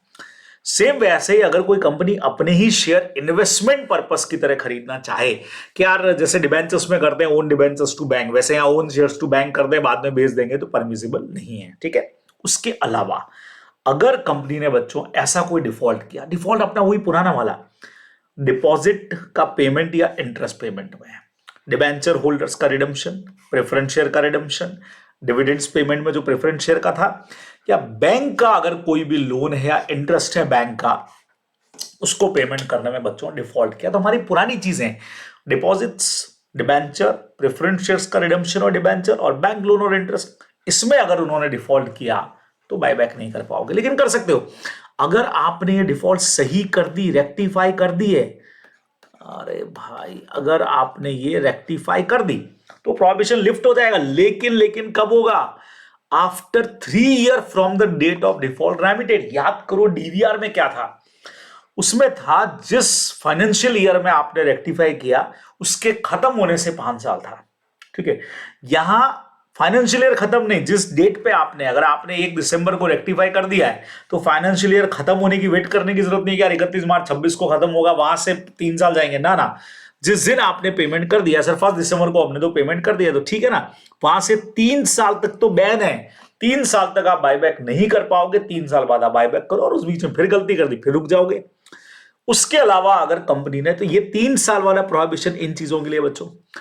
और भी अगर कोई डिफॉल्ट करी है ये वाली, जैसे एनुअल रिटर्न फाइल नहीं किया, सेक्शन 692 बार बार पढ़ रहे हैं, डिविडेंड डिक्लेरेशन का हमारा सेक्शन 123 प्रॉपर फॉलो नहीं किया, या पनिशमेंट टू फेलियर 127 फॉलो नहीं किया, या फाइनेंशियल स्टेटमेंट 137 फॉलो नहीं किया बच्चों, तो इनमें अगर कोई डिफॉल्ट है तो फिर आप नो बायबैक नहीं कर पाओगे। तो सर कब कर पाएंगे? ये गलती सुधार दो, कर देंगे। सर सुधारने के बाद क्या 3 साल का बैन रहेगा क्या? ना जी ना, 3 साल वाला बैन बच्चों ऊपर वाले प्रोविजन पे था, इस वाले पे, इस पर ऐसा कोई बैन है ही नहीं, इसीलिए कोई टेंशन नहीं है। गलती सुधार और आप इश्यू कर सकते हो, ये अपने को ध्यान में रखना चाहिए। यहां आकर के हमारा सेक्शन नंबर 70 भी बच्चों हो जाएगा खत्म। तो ये एक फटाफट वाला रिवीजन हम लोगों ने लगाया है हमारे पूरे टॉपिक पर, जो है शेयर कैपिटल वाला। तो होप सो कि आप लोगों ने अगर ये टॉपिक पढ़ा हुआ है पहले से तो बहुत फास्ट एक बार रिवीजन आप लोगों का हो गया होगा, सारे पॉइंट्स आप लोगों को दिमाग में आ गए होंगे क्या है कैसे कैसे अपने को पढ़ना है बराबर से। तो ये था आज का काम बच्चों को, होप सो कि बढ़िया तरीके से आप लोग इसको समझोगे, और जहां चीजें पसंद आती है लाइक शेयर कर दिया करो, चैनल सब्सक्राइब करके रखना, क्योंकि आगे फिर इसका अगले पार्ट का रिवीजन हम लेने वाले हैं डिबेंचर्स का, और उसके बाद आगे रिवीजन आते रहेंगे। ठीक है, चलिए जी, ओके बच्चे लोगों, बाय बाय, टेक केयर, फिर आप लोगों से मुलाकात होती है, मिलते हैं।